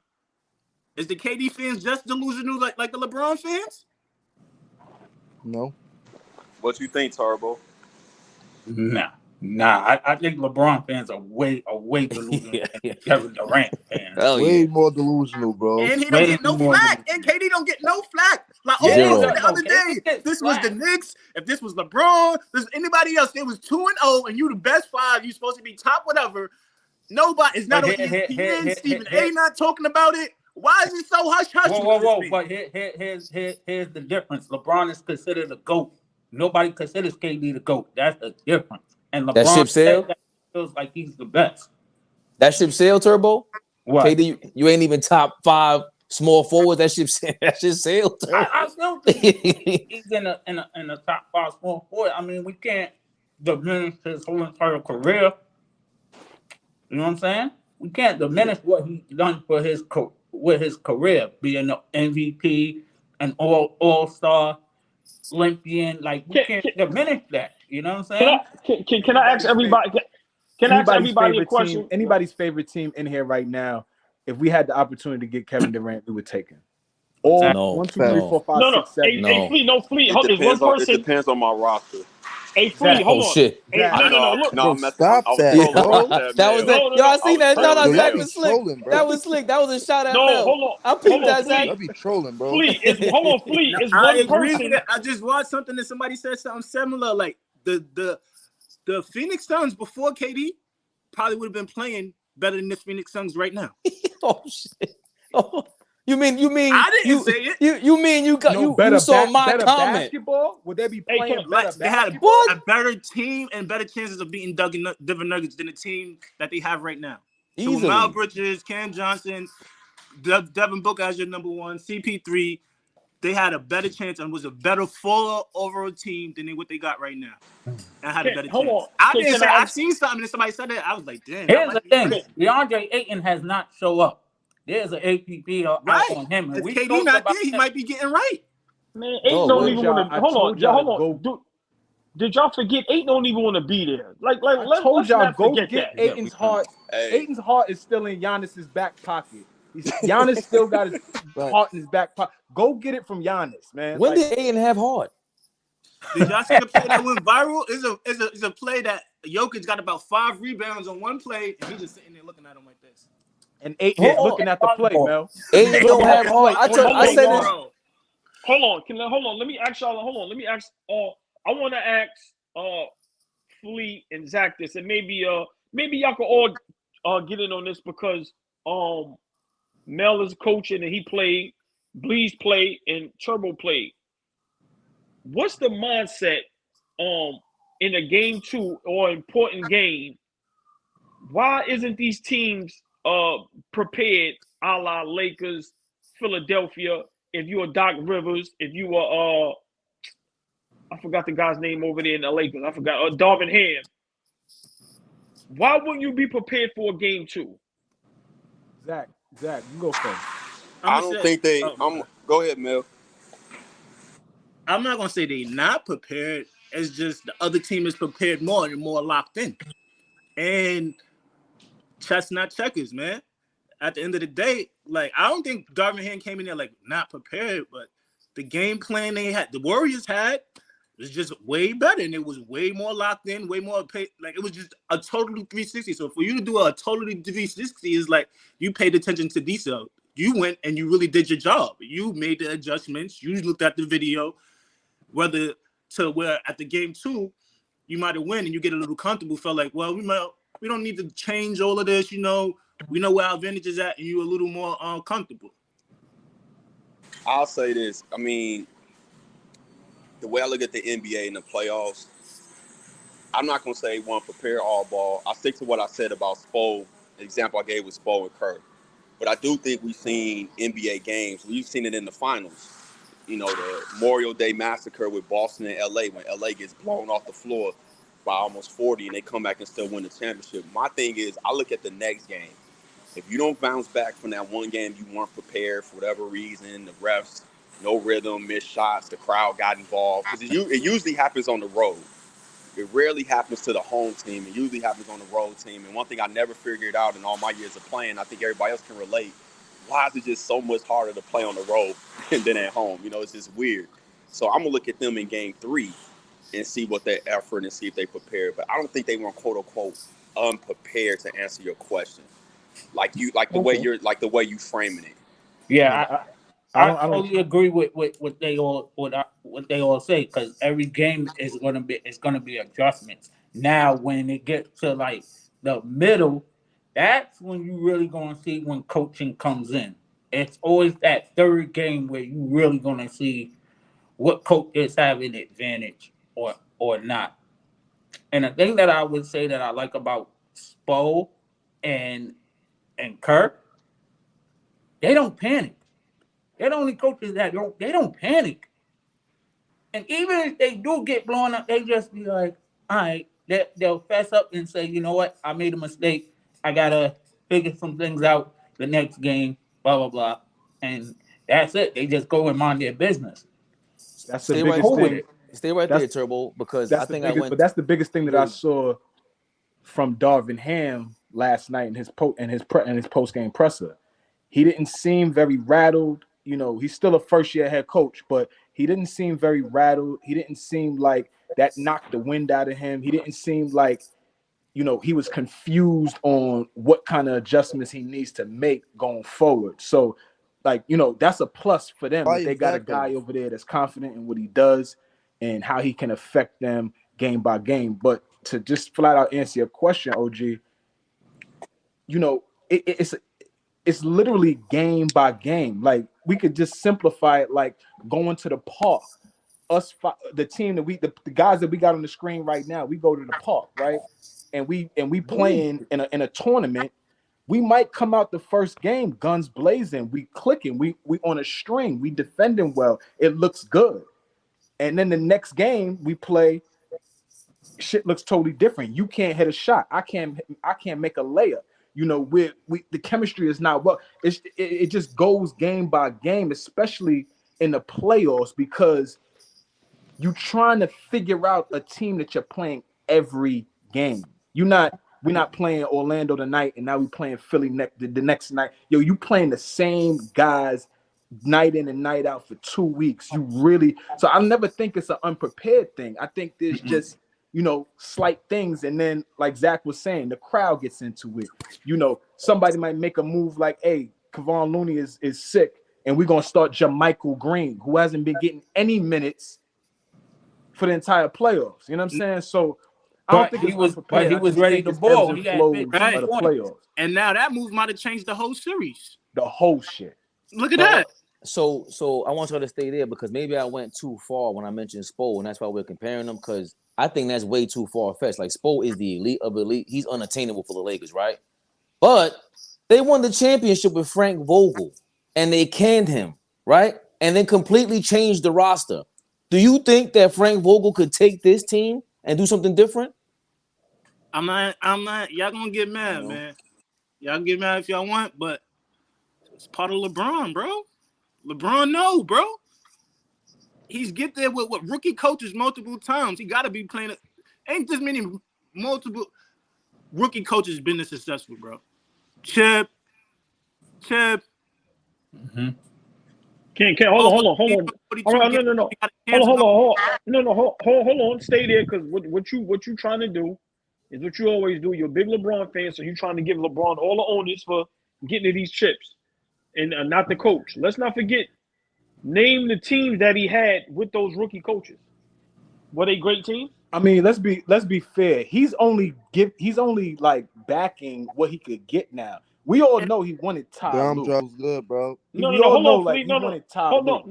on, Flea, because Mel, he trying to be slick, and I know what he's trying to do. All right, great as the Warriors are, right? Great coach. They didn't change nothing. Same coach, same great system. Every time they played LeBron, he's had a different coach. That's not easy, bro. This is not about Golden State. You just sat on here and said we're gonna get mad at LeBron. So you basically saying LeBron takes these coaches to the chip. I'm asking you, all these rookie coaches, the teams that LeBron had that they coached, were they great teams with a great roster? Great teams with a great roster? Of course, you gotta have a great roster to yeah, but that don't mean all right. Just because you're a great coach, you automatically make it to the chip, though. It don't work like that. I didn't say that. I just asked a question. You answered it. That's all. I'm not here to say nothing else. Yeah, I feel like you have to have a great team to make it to the chip. Who's coaching though? That's my point. Who's coaching though, AllBall? And that was my point. It was 3 different rookie coaches that he got chips. If y'all saying LeBron, what up, Dom? If y'all saying LeBron coaching, he's doing a horrific job. Then Who's a third rookie coach? What rookie coach? He only won one rookie coach. With Ty Lue. Ty Lue and the other guy that you said got fired the next year. He didn't win a chip. Vogel was not a rookie coach. Not Vogel, the other dude. Spo was the guy. Nah, he's talking about the international dude. No, he's black. He didn't win. Black wasn't a rookie. Oh, my bad. But he got there as a rookie coach. My bad. I'm wrong, guys. Championship. No, I'm wrong. But even to make it to the finals as a rookie coach, I'm not going to even let you do that with David Blatt. David Blatt was not a rookie coach. He's one of the Thank you. I was about to say that. Yeah. Thank you, overseas. I don't know what y'all talking about. No, but hold on. But that don't translate all the time. Even if he was, It did hold on. It did translate. They went to the chip. And then they fired him. Why? LeBron. I don't know. No. Wait down. You said it don't translate. It did translate. He went to the chip. Because they had LeBron too, bro. When has that ever happened again? Yo, you can't have it both ways. You just said it don't relate. Yeah. Mel, you are the flip-flop of you are a pizza pie out here, man. Because I knew he was going to do this. You put all this shit on LeBron, so put it on him when he lose. If he's the coach, they got... Hold on. Wait. If he's the coach, he's done a horrific job as a coach in the league then. Disagree. Hell, no, he didn't make the playoffs. He done got swept, all type of things. No, I'm going off what Mel is saying. He's made it their rookie. What other name the other rookie coaches to go to the finals then? Y'all name them. Westhead. Yeah. Go ahead. That's one. This Mel, hold on, Mel. If you don't and name the rookie coach, like, there's a few. We could think of a few. Phil Jackson made it his second year. We just named two. Don't die on that hill. Name 2. The NBA been around for 75 years. I named 2 coaches. Steve Kerr. Yo, that's 3. We'll keep going. 3 out of 75? Because they're all long tenured, bro. Like, that doesn't even... So... That proves my point. It's not. It's hard. No, you get very... That might be best. You getting very excited, and I don't understand your point, because you went from saying the coach does matter to it doesn't matter when it comes to LeBron. No, you should be fine. Be fair, because OG got touched once LeBron got brought up. No, Flea.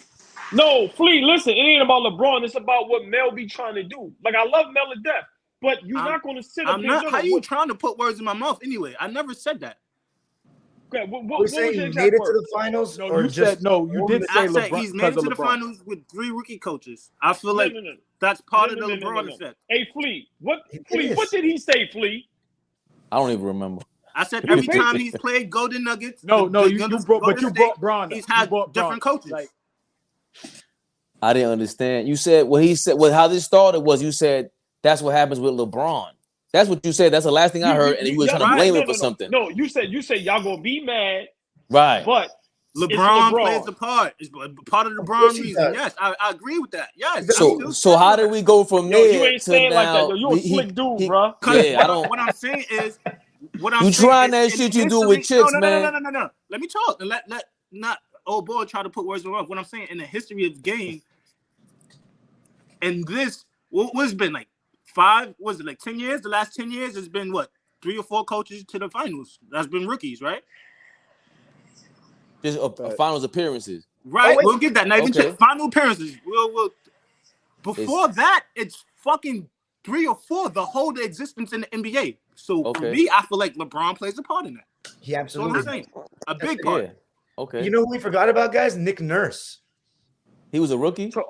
Toronto. Yeah, because Dwayne Casey Yep. got sure fired. was a rookie head coach. Ooh, that's Yep. impressive. Look, So they brought him in with Kawhi. It's the Kawhi Leonard effect. Right. I roll with that. Right. If it wasn't I don't- Kawhi but I wasn't don't- there, he wouldn't have made it to the finals. Right, but my question was this: do you think Frank Vogel, if he was here today with this roster, would play them differently? And then you brought up LeBron James, and I'm like, okay, but we still haven't answered the question. Would he better? Would he? I didn't want to make it a LeBron thing. My bad. Too late. I'm trying to say, like, what? What is it? But hold up. I don't think that would be much different though. How much different is this roster as opposed to? I mean, minus how much intricate pieces. One piece I would just say would be Dwight Howard. Yeah. After that, Yo, this I feel like roster you can't do too much with this team. It ain't too many. Like I agree with Flea on this. Like what? Kuzma. Hold on, Flea. And I've been telling 2020. Fabian. Listen. 2020 versus 2022 Lakers. I think the main difference is this Lakers team is not good. I'm sorry. Okay, you're being a little harsh. Right. This Lakers team has more other creators on the ball than the 2020 team, like Reeves and D'Angelo Russell. Basically, it was just LeBron and Rondo on that team. But that team was less reliant on AD defensively. This team crumbles when he comes out of the game defensively. That team had Dwight and JaVale, and they had Caruso and KCP that were really good, like getting over screens. This team, like if AD comes, like you saw last night in the beginning of the second quarter, AD sat up for 3 minutes. And it was like they took the lead in like no time. Hey, Don, let me Hey, hold can on, I piggyback off of Don? Yeah, go ahead, Zach. And this is what everybody's missing. The roster isn't bad or any different than some of the rosters LeBron had. Sure, some of the other names were more sexier and all that. The issue is LeBron is a guy that has to have the ball in his hands and orchestrate everything. And then he picked a running mate in AD that can't carry him. So since LeBron is used to playing that way, they continue to build the team like that. When at this stage of his career, he's better served to play more off the ball and all these other things. But that's not who LeBron is. That's not why we love LeBron James. It's more or less about him getting older and they still building the team like he isn't old. And AD not being AD, that's the issue. Because Vanderbilt you would love to have Vanderbilt on your team. Schroeder is not that bad. Reeves is not that bad. Harshimore is not that bad. The main issue is the come to Jesus moment with LeBron fans in general. The man is old, and the way he plays, it's just not. It's not good. That's why the team is so up and down. It's the reason why when he go ahead. I feel like he's leading into more touching the ball. Right. Hold on. Can I ask y'all a question? The first round against Memphis. If Memphis was fully healthy, was everybody still picking the Lakers? Let's say they have Steven Adams. Hold on. I'm just asking everybody. You just one person. Still would have lost. Who, Memphis? I'm asking if Memphis has Steven Adams. Hold on, please. Let me finish my question. We know the up and downs with Memphis, with the injuries, with Ja. I'm asking if Memphis was fully healthy, with Steven Adams, and I forgot the other young man, the other defensive Brandon kid. Clark. Brandon Clark, and with John not getting hurt, is everybody still picking Lakers to win that series? I'm Yeah, not. yeah. I would still pick the Lakers to Yeah. win that series. Yeah, I am. Okay. I'm not. I am. I wasn't Hold on. sure. I wasn't sure personally because Memphis Alright. does so many undisciplined things. Hold on. Healthy No, or stay not. there, Zach. No. Wait. Stay there. I'm just because I what think I they would trying to lean do. towards Memphis.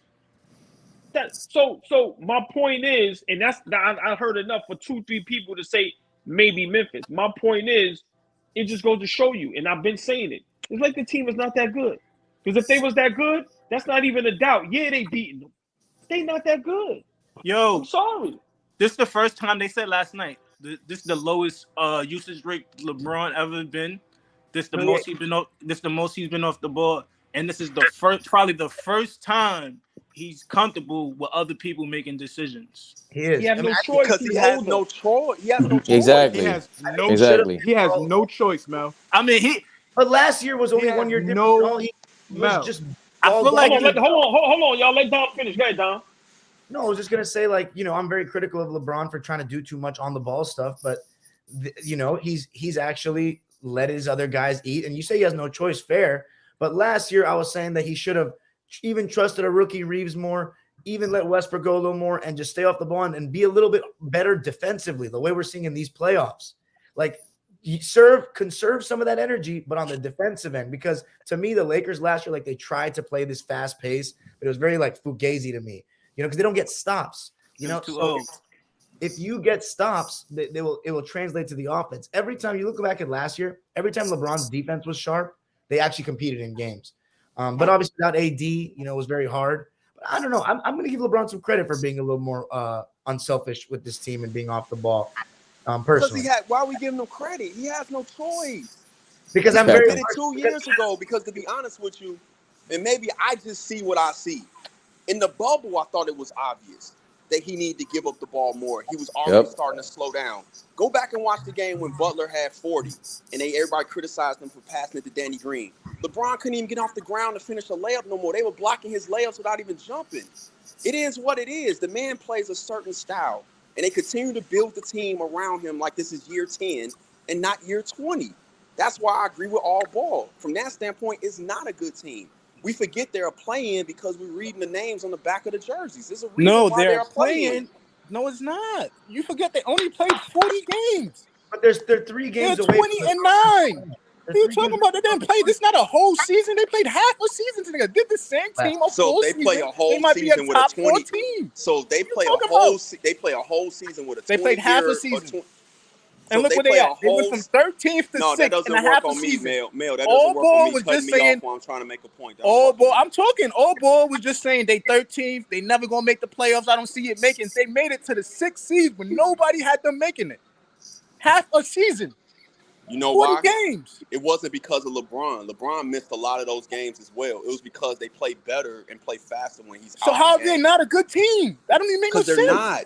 They're not a good team. Without LeBron, when it was Hold on, Zach. They just beat a number 2 team. How they not a good team? Zach. Hey, hold on, Zach. Watch this. Hey, Mel. Do we call playing teams a good team? Just yes or no?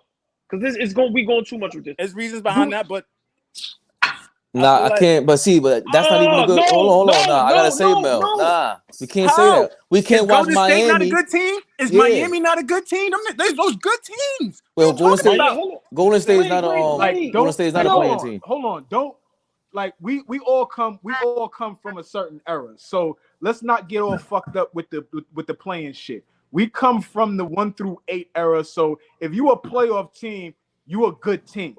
Like we don't gotta conflate the shit with now this new age shit. We got the playing. We got the playing, cool.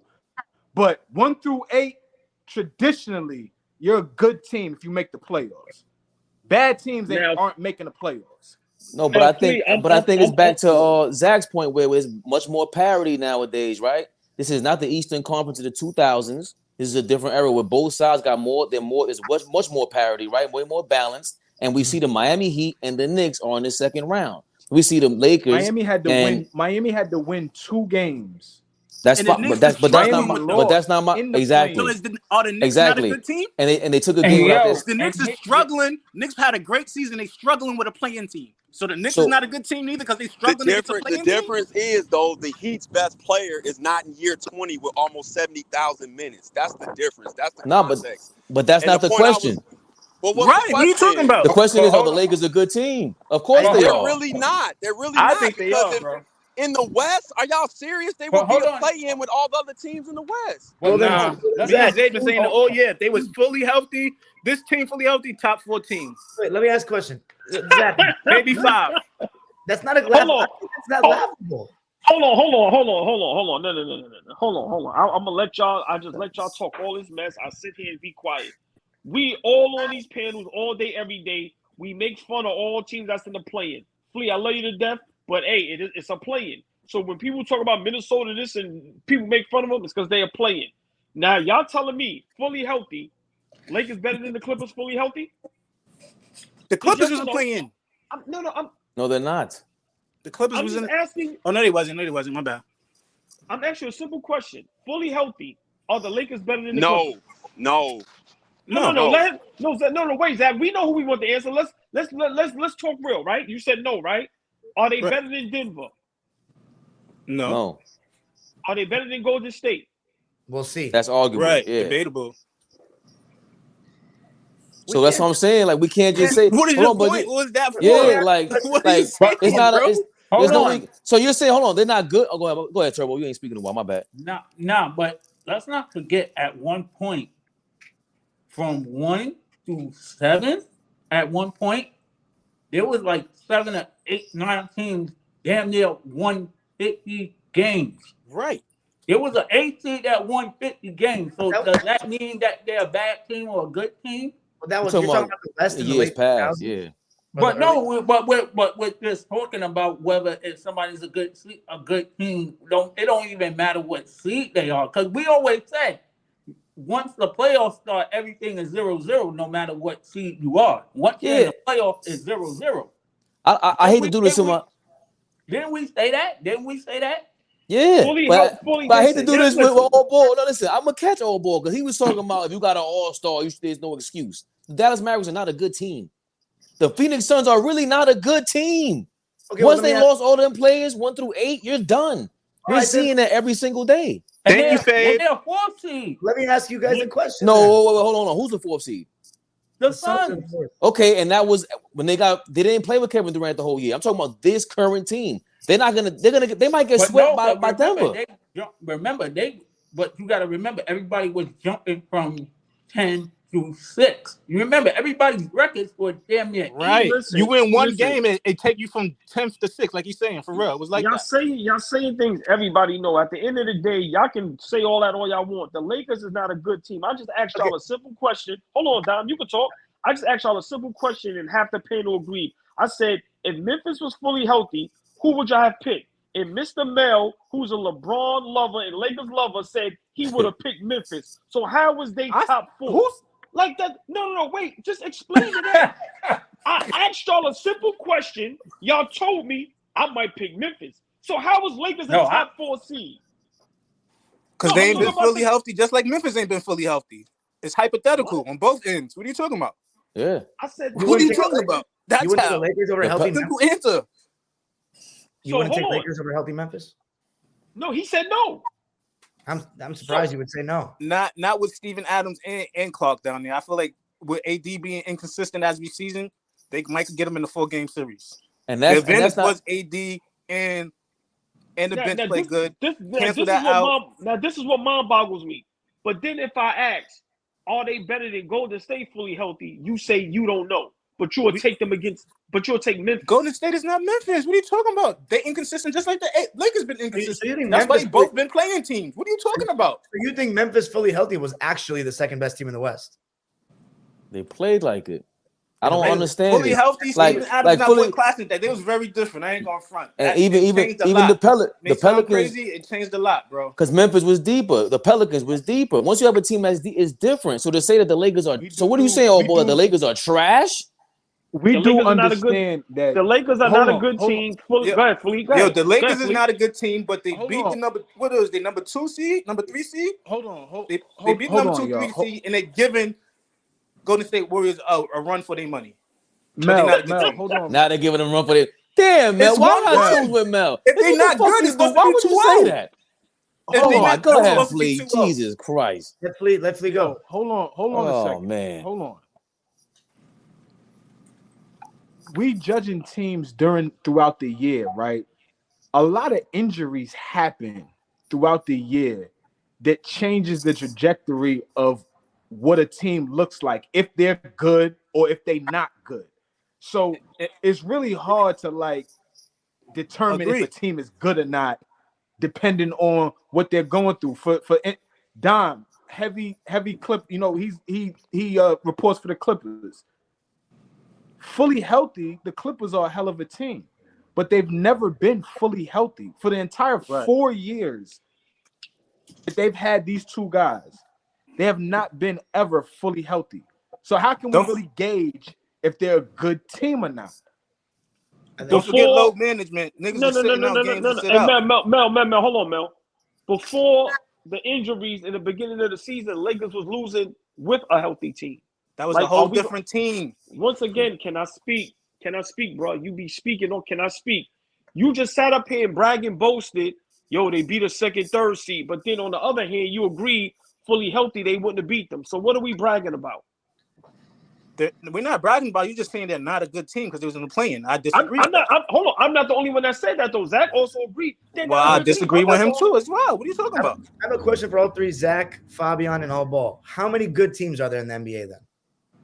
That's a great question. This whole season That's a encompassed, great you know, question. with injuries and whatever. Like, We'll see. Yeah, exactly. Are they healthy? Because that's when we go crazy. yeah, they're healthy.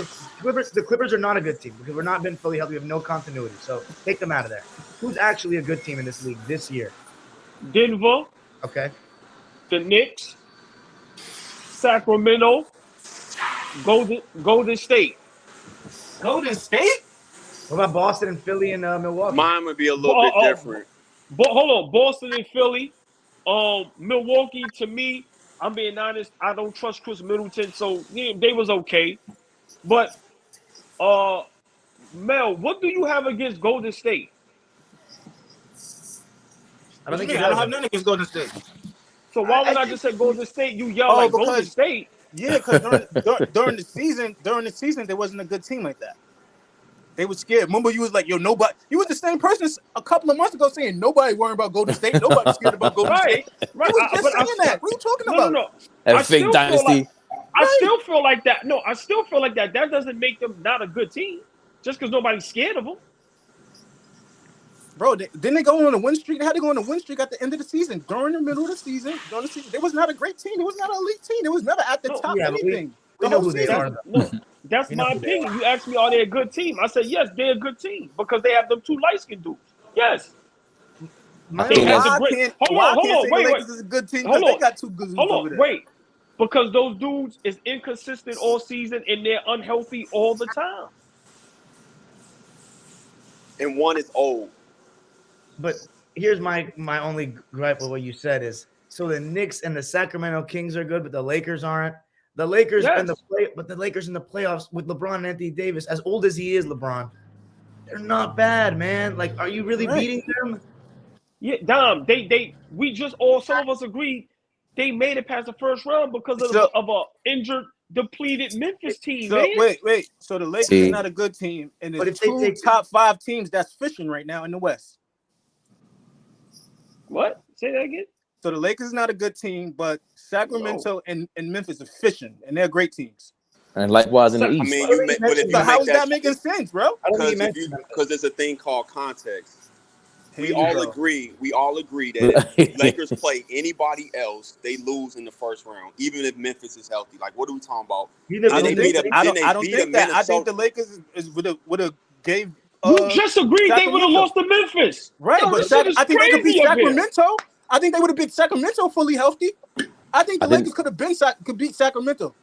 That's one team. We just watched them damn near. We just watched them damn near run the Warriors off the court. And I'm gonna keep saying this: a guy in year 20 with almost 70,000 They have minutes, nothing you think over they're there not for going to him. run them They off have the court? nothing. It's about matchups in the playoffs. They have nothing over there for him. They have nothing. Y'all You The But you bro know, is but you know, with but you Draymond know, Green. but What you you think know he that the struggled with AD? Mel, but you know that the Lakers don't. Come on, bro.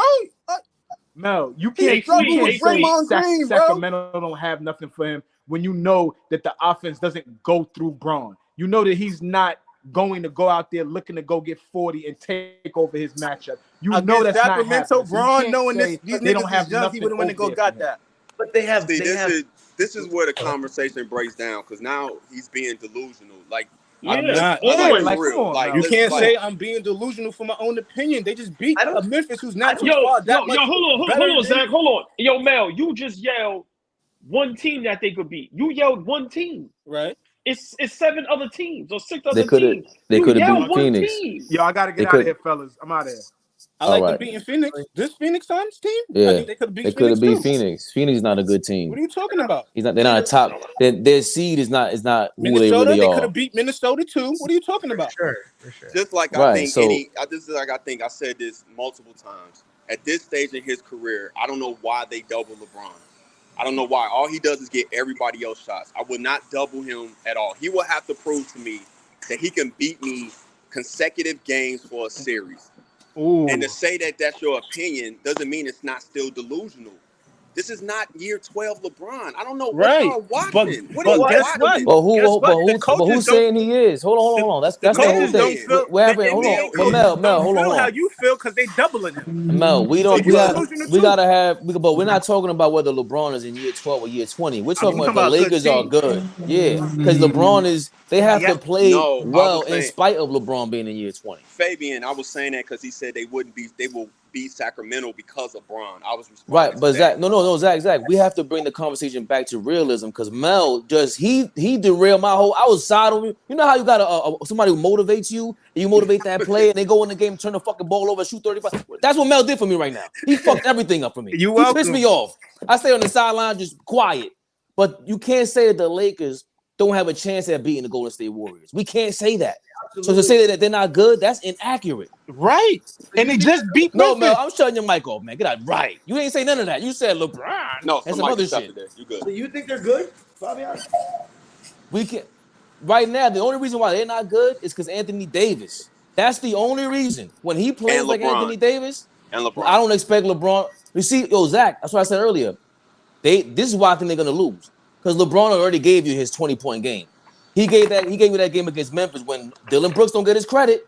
He forced LeBron to focus and give that ultra game. And what happened after the rest of the series? LeBron was non-existent. He sucked after that. To be honest with you, he wasn't even as brilliant as people think he was in that game. Right. He had 2 moments in that game. Right. The game swung. The game swung when D'Angelo Russell made those threes. Yes. That's when the game swung. I can't watch the games. I So don't have a favorite player LeBron like was that. LeBron played one good game, was a non-factor, and they beat Memphis, and they're not a good team. Oh my gosh. They have That sound amazing. They have the statistically the best. That sound amazing. LeBron was good for one game, what you just said, and they just beat the 2 seed. End of the night, still supposed to beat them. These niggas is 2 seeds, and they're not a good team. If we use no context, then I guess Here we go. that No makes you context. correct. You're wrong. That is. That's life. No context. If the Lakers take the Warriors to 6 or 7 games, let's say they don't even win, how could we say that Sacramento is so much better than them? Then who? Than the Lakers. I think the Context. Lakers Make sure you add context. a little bit more. Context. Context or contacts? How many contacts? Come on. Contacts are in your phone, Mel. Get it together. Anthony Davis. I mean, Sabonis is a good player, but we saw a lot of his flaws. Anthony Davis is just, I mean, on both ends of the floor, man, he's a lot better player. But Don, we've seen a lot of Anthony Davis flaws as well, though. That he can't do it back to back. I just, Right, with all but- due respect, You're I right think we're about holding that. on to the names on the back of these jerseys, and we're not looking Yeah, at hold what on, the game is Zach, actually, hold what on. they're doing in these games, bro. But they're the Right, number one exactly. Well, defense. that's Ever all since- Ball's point. But ever since But Dom- Andrews, they're the number one defense in the league. All right, Dom. Now I give you that. To me, that's a little overrated. That's just my opinion. It is But a little I'll- overrated. right, but I'll let you hold on to that. This is my opinion. I've been saying the Lakers is bad for a while now, and I'm not only blaming the players. The owner is bad, the GM is bad, the coaching is bad. To me, that's why they're not a good team. Once again, they have a whole bunch of players over there that's solid players, but they're not great players. They're not a good team. It sounds like no, but it sounds like you guys don't. Who's made the best trades? What trade team has benefited the most from at the trades? deadline. At the trade deadline, the Lakers Right. turned their season around more than What anybody. are you talking about, AllBall? But it sounds like to me, AllBall and Zach, your guys' problem is that you don't trust LeBron and AD to lead a team to a But championship. hold on. Can I answer your question? That's what it Bingo. sounds. It doesn't matter what their supporting cast is. The way you're talking, LeBron is too old and AD is too inconsistent. They can't No. But you can't. Hold on. That's what I'm saying. That's what I'm saying. Right. What Zach's opinion is not my opinion. I agree with Zach also, but my opinion is also all them other guys is okay. I'm not putting no onus in them other guys. They cool. But hold on. Y'all said something and y'all act like y'all dropped the mic. You know who made one of the best trades in the season? The Knicks with Josh Hart. Yeah, you did. Okay, but the Lakers are right up there. Right. Since They that smoked- trade, no, the no, Lakers no, have no, the no, best no. record in the season. They were out of the playoffs. They were done before that trade. No, they were done. The Lakers were done before this. So Mel is right. So to say that they're not a good team doesn't make any sense. The game one proved a lot. That's the whole argument right now. No, Mel, I'm sure Mel's mic off. I don't like how we dismissed the Mel's not allowed to talk. Yeah, He's get a Mel out. solid player. Hold on, y'all. Let's not get besides ourselves.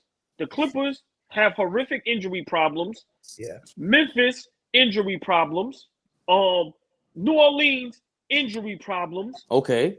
Phoenix, like I said, what I'm saying is y'all giving the Lakers all these props.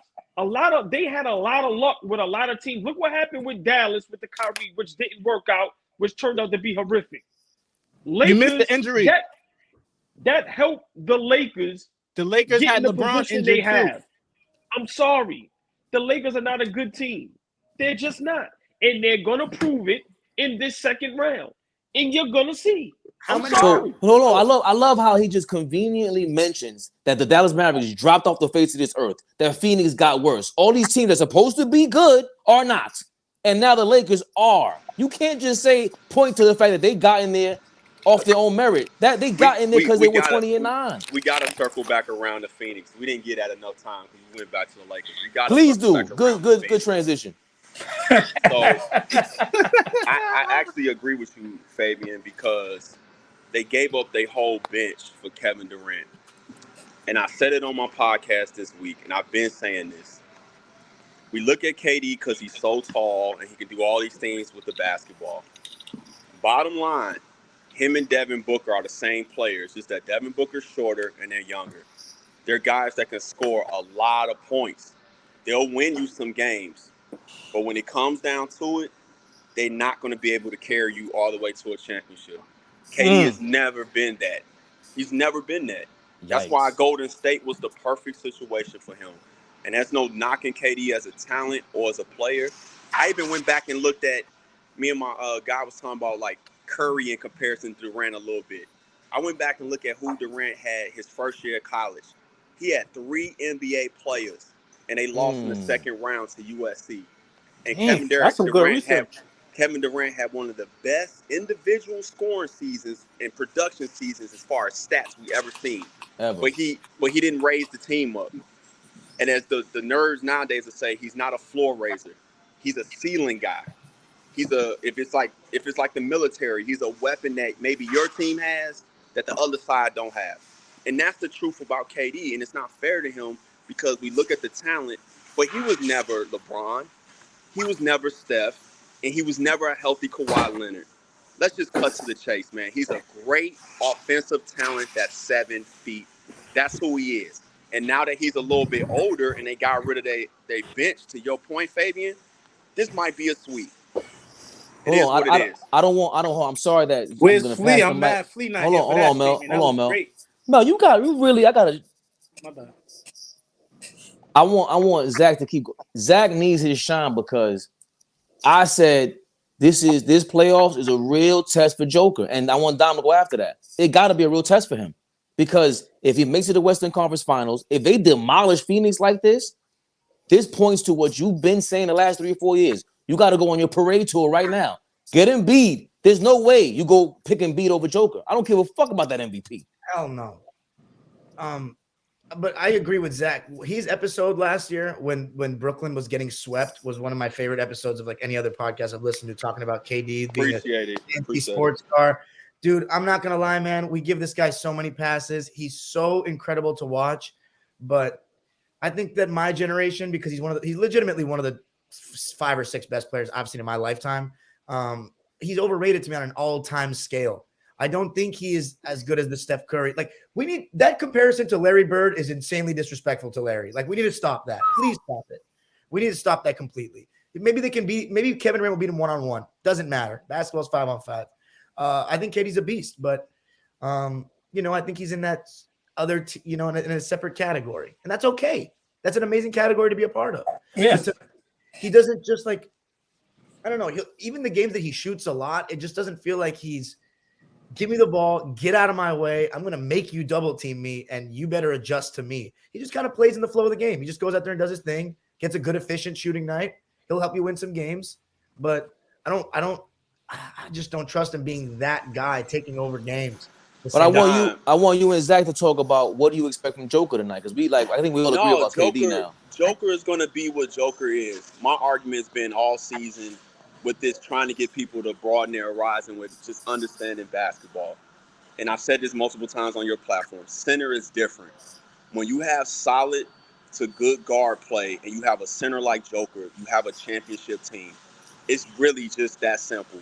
And I went through all the centers of all time, from the Hakeem Olajuwon, where he didn't have all-time great guards, but they had good guard play with Kenny Smith, Vernon Maxwell, Sam Cassell, Clyde Drexler. Then you put Hakeem out there, you win a chip. Kobe and Shaq, Russell and Cousy, and then Russell again with an older Havlicek. Moses loses in Houston. They make the finals, I believe, twice. He goes to Philly, gets Maurice Cheeks, Andrew Toney, Bobby Jones. They win a chip. It's the same thing with Jokic, man. He's just playing a different game. And what they did this year to him, in my opinion, I don't know Jokic. He's not my favorite player. Giannis actually is. But they cheated that man out of history because they didn't feel comfortable putting him in the same category as some of the other greats, because people have no context of what he really did and accomplished the last 3 seasons. It's that simple. That's why I made that video going out on the limb, and I never do that. I picked them to win the championship this year already. I saw that, Zach. They showed enough. They survived a terrible Jamal Murray game. I mean, just the shots he was taking were terrible. He was missing shots. Decisions. Turning it over. Everything was terrible. Mm-hmm. They survived that game, and Jokic gave him 39 and 16, and they won because of the rest of the supporting cast. And Jokic, to me, what he developed from the bubble on was they probably would have lost that game 2 years ago in the bubble. He realized that, hey, when my team need me to go damn near get 40, I'm going to go ahead and go get 40 now. That was the next step in his development. Now, if those guys stay together and stay healthy, who knows what may happen? Because you have an all-time great center right now in front of us. And I don't think people realize it. And it was a shame that it took for him to have 39 the other night against KD and Booker. For now, all the people who voted for Embiid to say that we possibly got it wrong. Are you serious? That's crazy. What was y'all watching all season? Nah, that's foul. That guy was no. There's a guy. Didn't he not vote for Joker at all? Was it that guy from Utah? Yeah. It was a guy that didn't vote for Joker, but the voting was 73 to 15. Yeah, I was shocked at how lopsided it was. That definitely felt like it was his turn kind of thing. You should be suspended from all votes. I guess you agree with that, Don?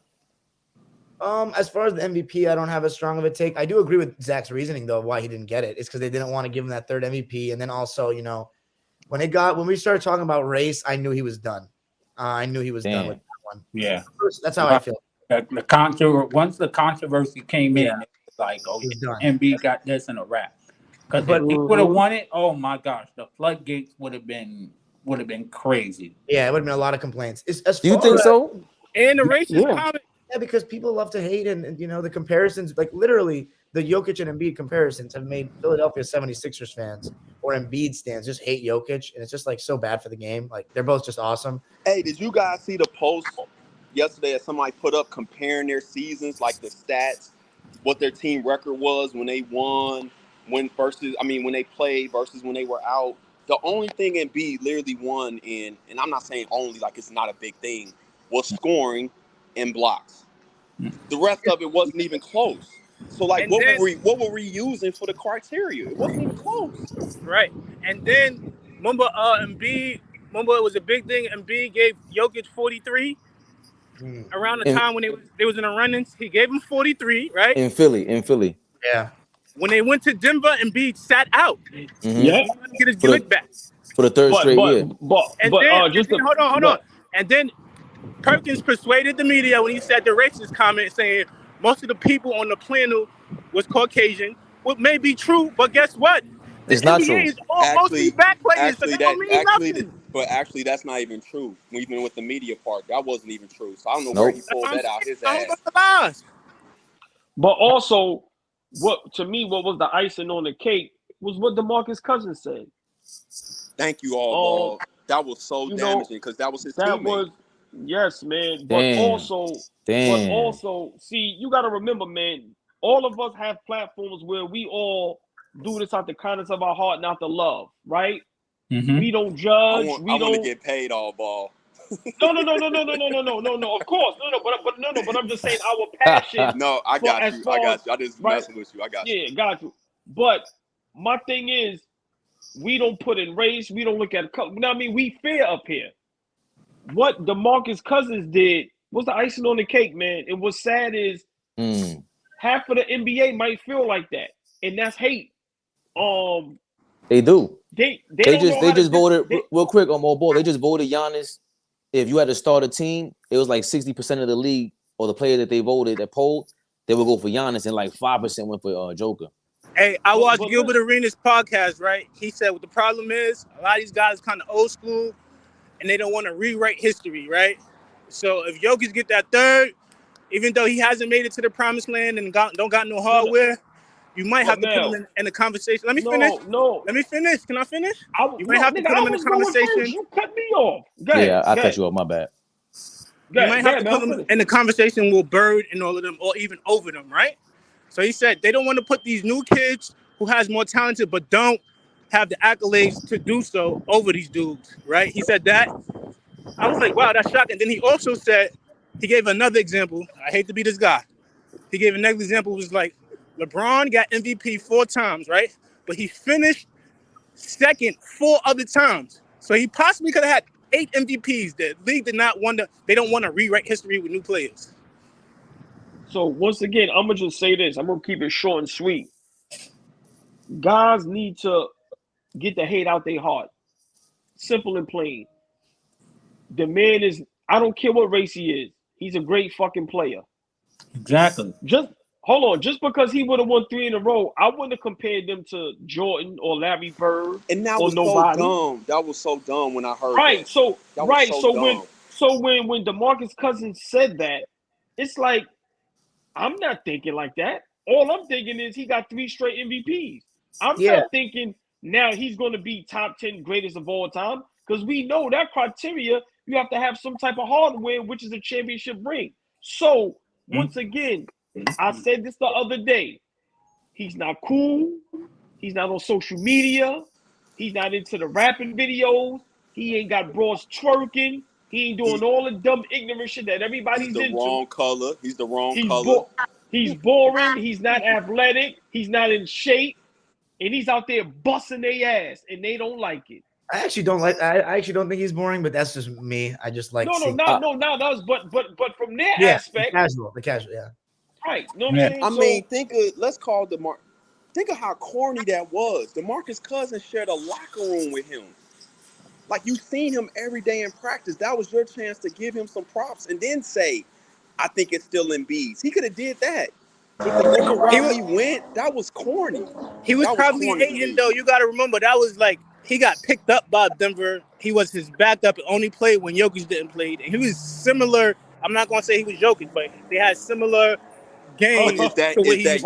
That proves my point, Mel. Is that Jokic's fault, or is that a you problem? But hold on, Mel. Watch yourself with that comparison, because there's none at all. There's none at all. Please. Please. Yo, real quick, though, just to answer Fabian's question, I'm not looking at Joker tonight. I'm looking at the Suns tonight. This is their pressure. They have to win. I don't care what Joker does. Kevin Durant does to win.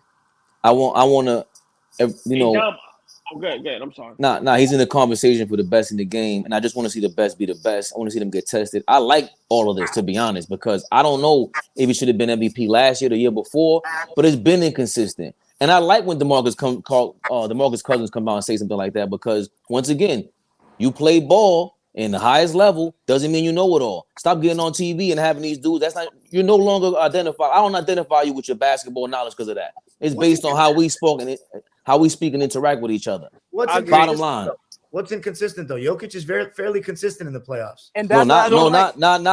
He's talking about the MVP voting in the MVP. Yeah, I'm sorry. You know, I'm sorry.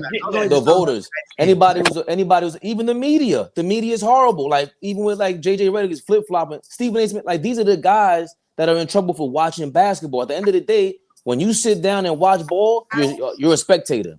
I don't care what your experience is, whatever it is, because it shows. It shows in the conversation. Like that's crazy to me. Yeah, but hey Dom, I disagree with you a little bit. I'm watching tonight for Denver. I want to see if Joke and them smell blood and put their foots on their neck. To me, this is where you take the bull by the horns and go, I'm getting this over with. We ain't playing no games with y'all. If I got to give y'all 50 and get y'all out of here, because remember, we can say what we want about Kevin Durant. He's still one of the greats in this era, and you don't want to give them no lifeline. So as much as, you know, people may look for Phoenix, I'm looking for Denver to put a chokehold on this thing and get them out of here. Hello? Yeah, the same way I was saying about Sacramento at the end of the year. They didn't win a couple games, bro. That says a lot about your killer instinct. I want to see if Joker developed this killer instinct, because to Zach's point, he's the guy who's mainly been going against everyone about, nah, Joker is that dude. And Ryan, shout out to Hammer Time, Ryan. Two guys that always put me on to Joker, and I'm like, yo, this guy's a silent killer. He don't care who you are. AD, I think he does. I think AD does have him. He got his number. But this is the year I want to see whether or not Joker can take it to the next level and just destroy everyone. Because I would just love to see him in the next round. I agree with AllBall. Tonight, one night, you got to show it's a different level. This is championship pedigree, you know. And then to chime back into the MVP conversation is like the MVP. Yeah, he hasn't won no chip. MVP is a regular season award. Gilbert Arenas said something great. Like, how about is a problem because you give the MVP out at the second round.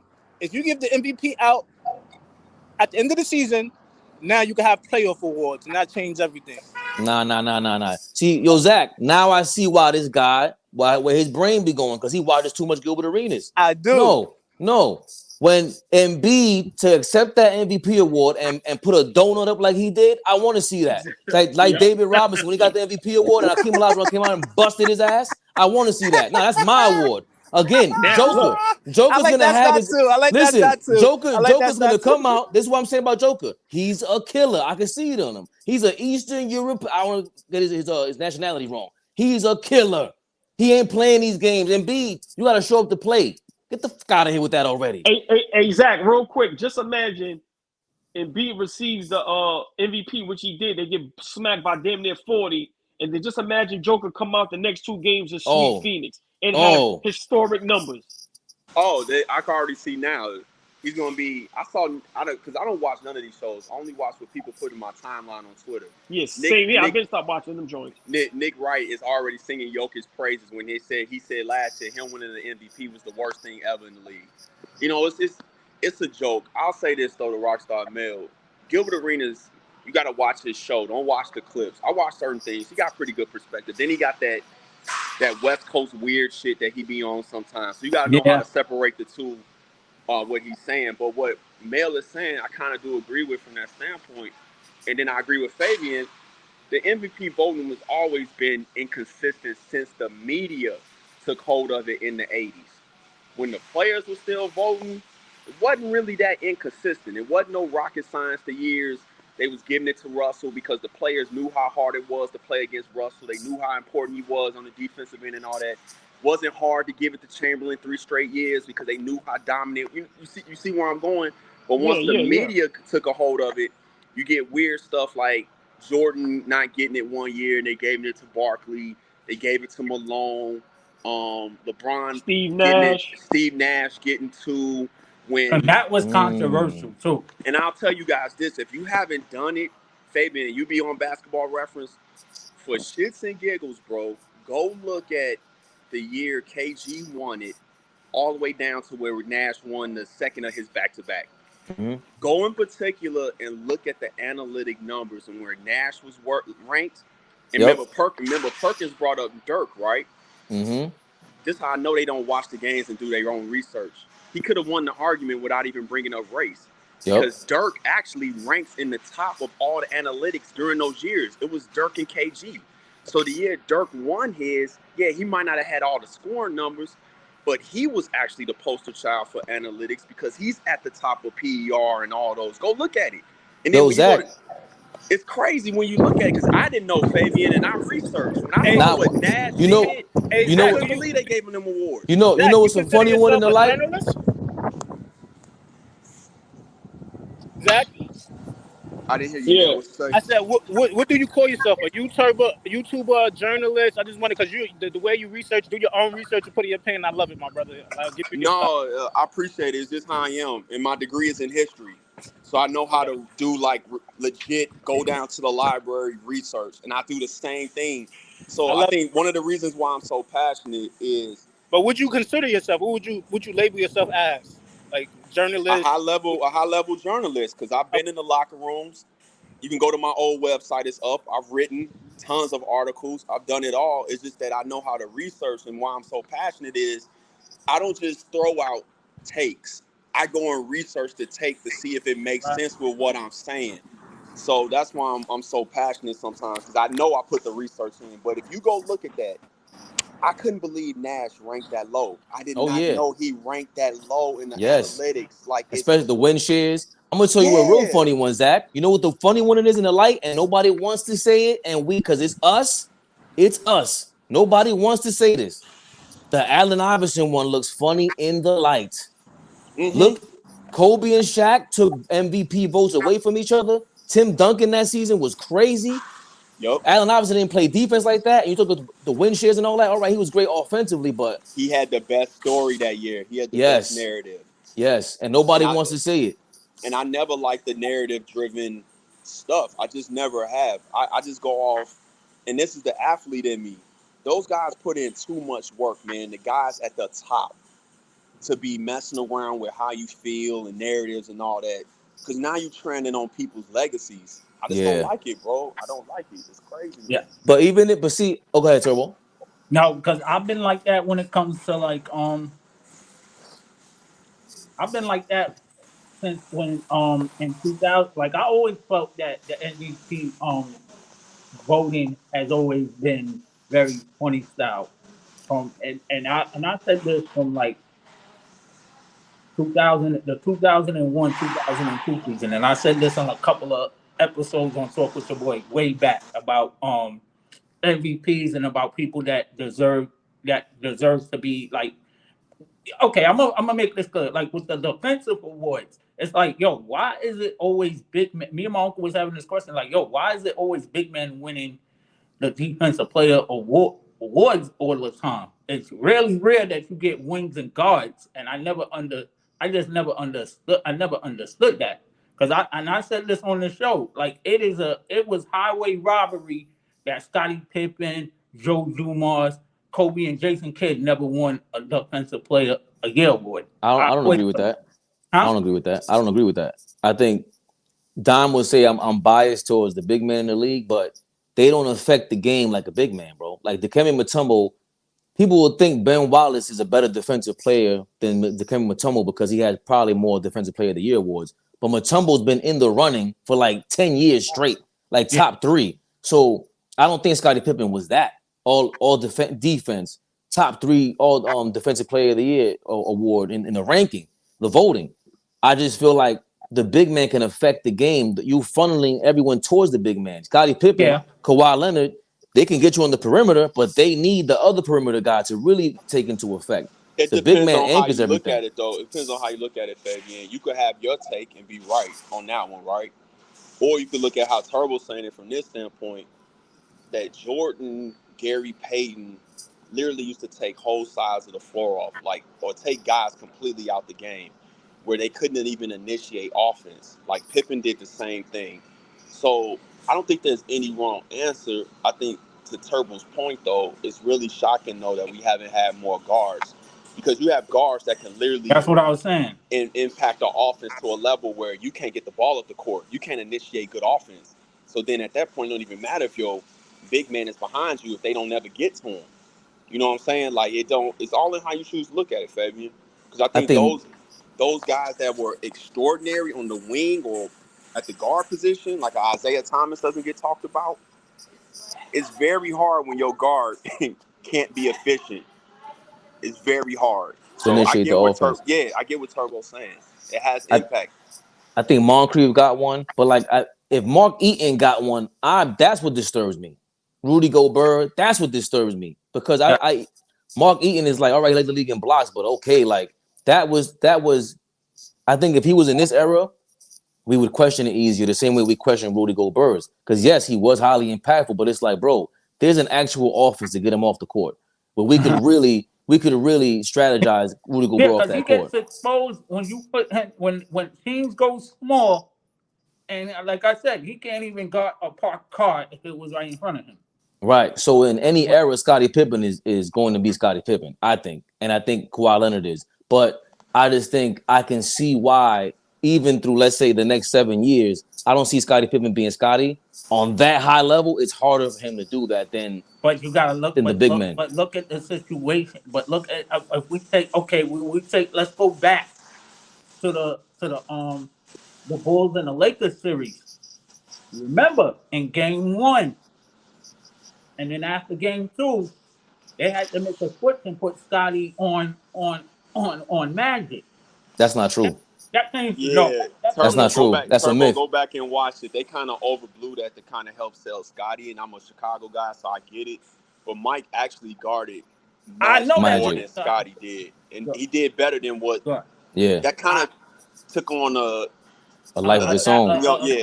They even have Turbo. They even have footage of Scottie after they won and going like, "Yo, shout out to Mike for basically clamping up Magic for the rest of the series." So, but I understand what you're saying. But my thing is, it's not that it doesn't eliminate your point. That was all the factor in, because I know Scottie's a little bit bigger than Michael, right? Because I know Zach can test this because he's from Chicago. Like Scottie's like what, 6'8", 6'8", 6'7". I say Mike is really about 6'5". Mike is not even really 6'6" to me. Okay. And a 7-foot wingspan, like that's what gives Donovan Mitchell an advantage for being 6 feet, 6'1", but he has a 7-foot wingspan. Okay, yeah, I see what you mean. Yeah.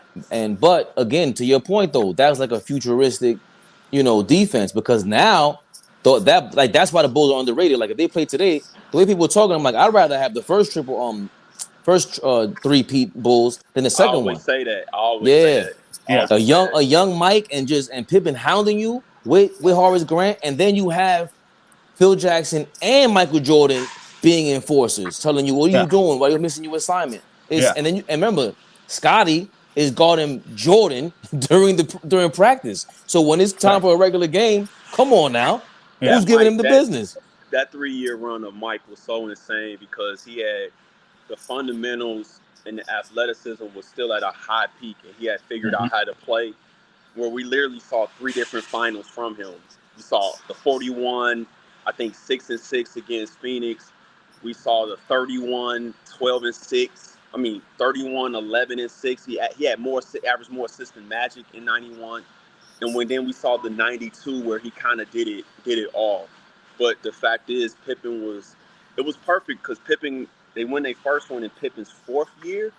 So Pippen and Grant's 4th year, so they come right into that. But I would say this too, though. I think Ben Wallace will do well in this era as well because of his size and his versatility. And it's interesting when you go look at the defensive analytics. Ben Wallace is one of the best defenders, period. Like he ranks high in a lot of them when you get the all-time list as far as what he was able to do. Even Alonzo? Yeah, he's over Alonzo in a lot of them. He's high. Well, think about Ben Wallace in this era. And all that. He's high, bro. He's 6'6", so he can, and he's athletic, super athletic. I think even more athletic than Alonzo. So he's getting around. I think he can guard, let's say, at least 2 through 5 in this era because he guarded the 5 back then. Yeah. Maybe he would have to lose some weight or whatever and do like Rodman and run the treadmill some more. But the only thing stopping someone like Ben Wallace is injuries. The Gobert piece, I always say with him, the truth is in the middle. I think Utah had a great scheme because they were so weak on the defender, on the perimeter defensively.